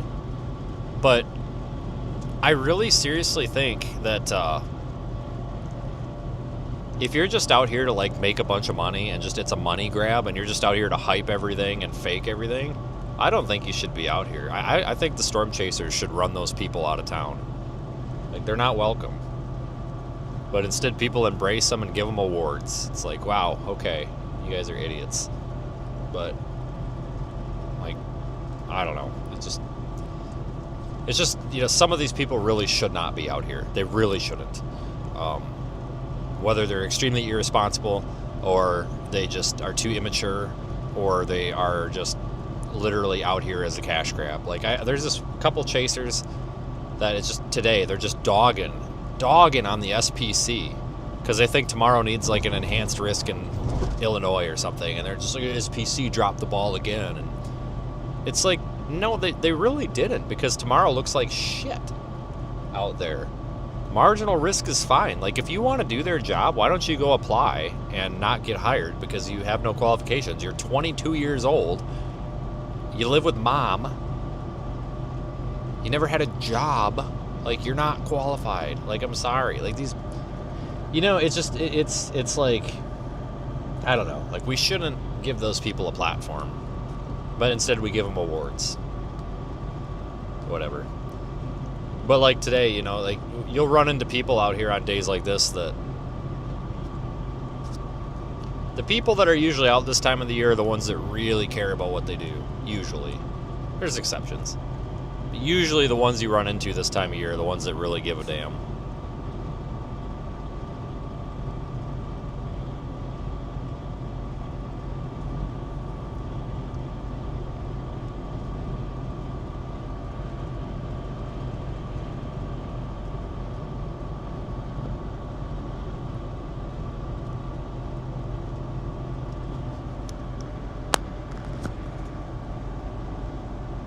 This is honestly sometimes my favorite part of the year to chase. It's different. Like, it's quieter, it's slower paced.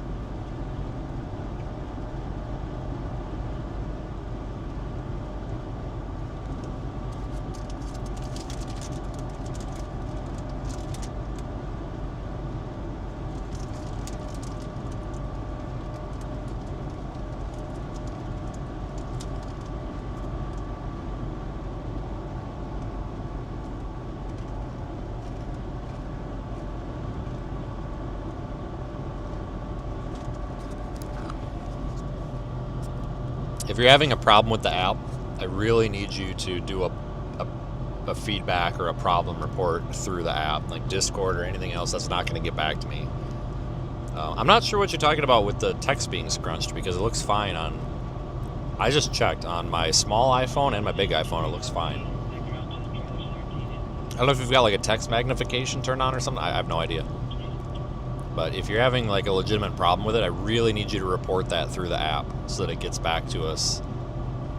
That tells us a little bit of the information about what version you're running, etc. I can't really fix anything. Like, I get this all the time, and I appreciate it, folks, but like I get this all the time where I'll get like a Facebook page message and someone will be like, "This is broken." And I'm like, "Okay, what's broken?" "Oh, never mind. This was 3 weeks ago. It's probably fixing it." You know what I mean? Like, I don't... Like, if something needs addressed, you guys please put that through the app. You go to the More menu, scroll down, and you'll see the options. That's really the only way that I can fix anything, because that'll tell me, like I said, like what device it was on and things like that.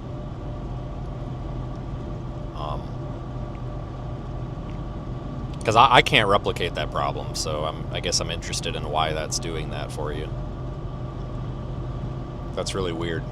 And like I said, unless it's a text magnification setting, but I doubt it, because I think that you would notice that other places too. I don't know, that's just really weird.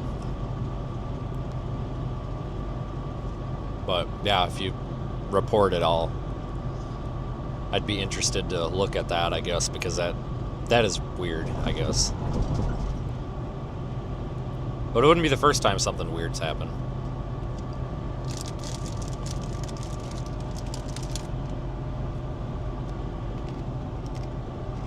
We got a big update coming out anyway, so.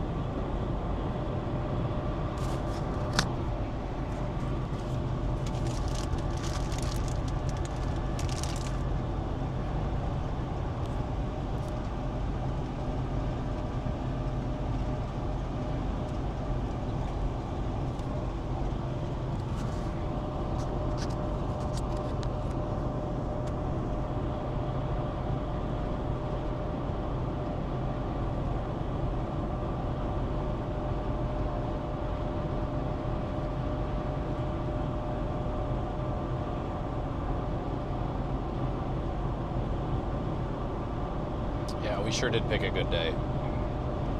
Nice sunset tonight. I mean, we're going the other way, but from the sunset, but still. still pretty.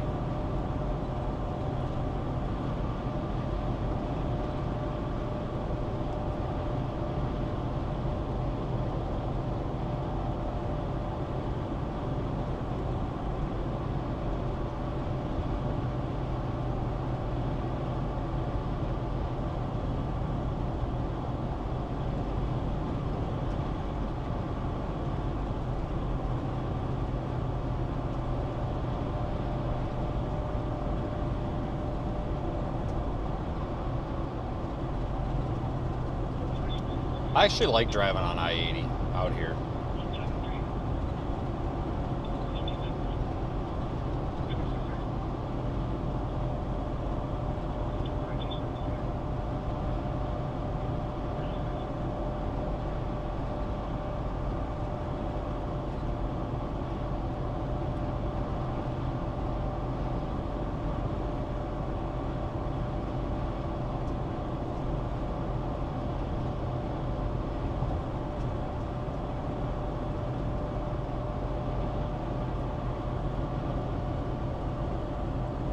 I feel like we didn't drive I-80 very much this year, which is kind of unusual.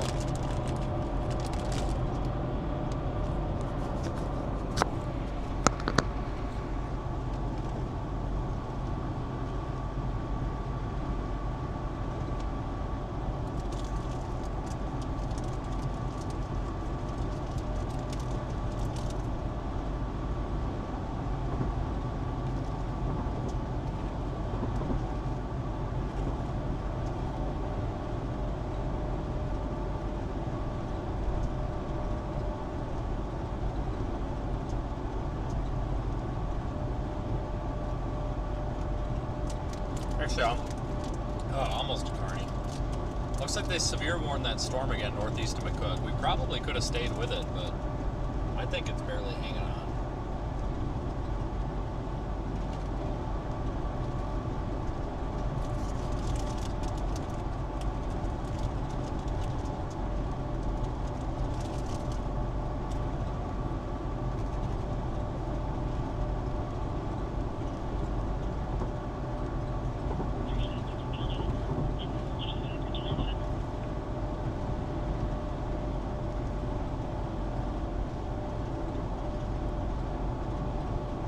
Alright folks, I'm out of here. My microphone's about to die. I'm only 10 minutes away. We'll be live tomorrow. I'm not exactly sure when. Even if it's a bust, we'll be live tomorrow. Regardless. Thank you for being here, everyone. I really enjoyed this. This was nice.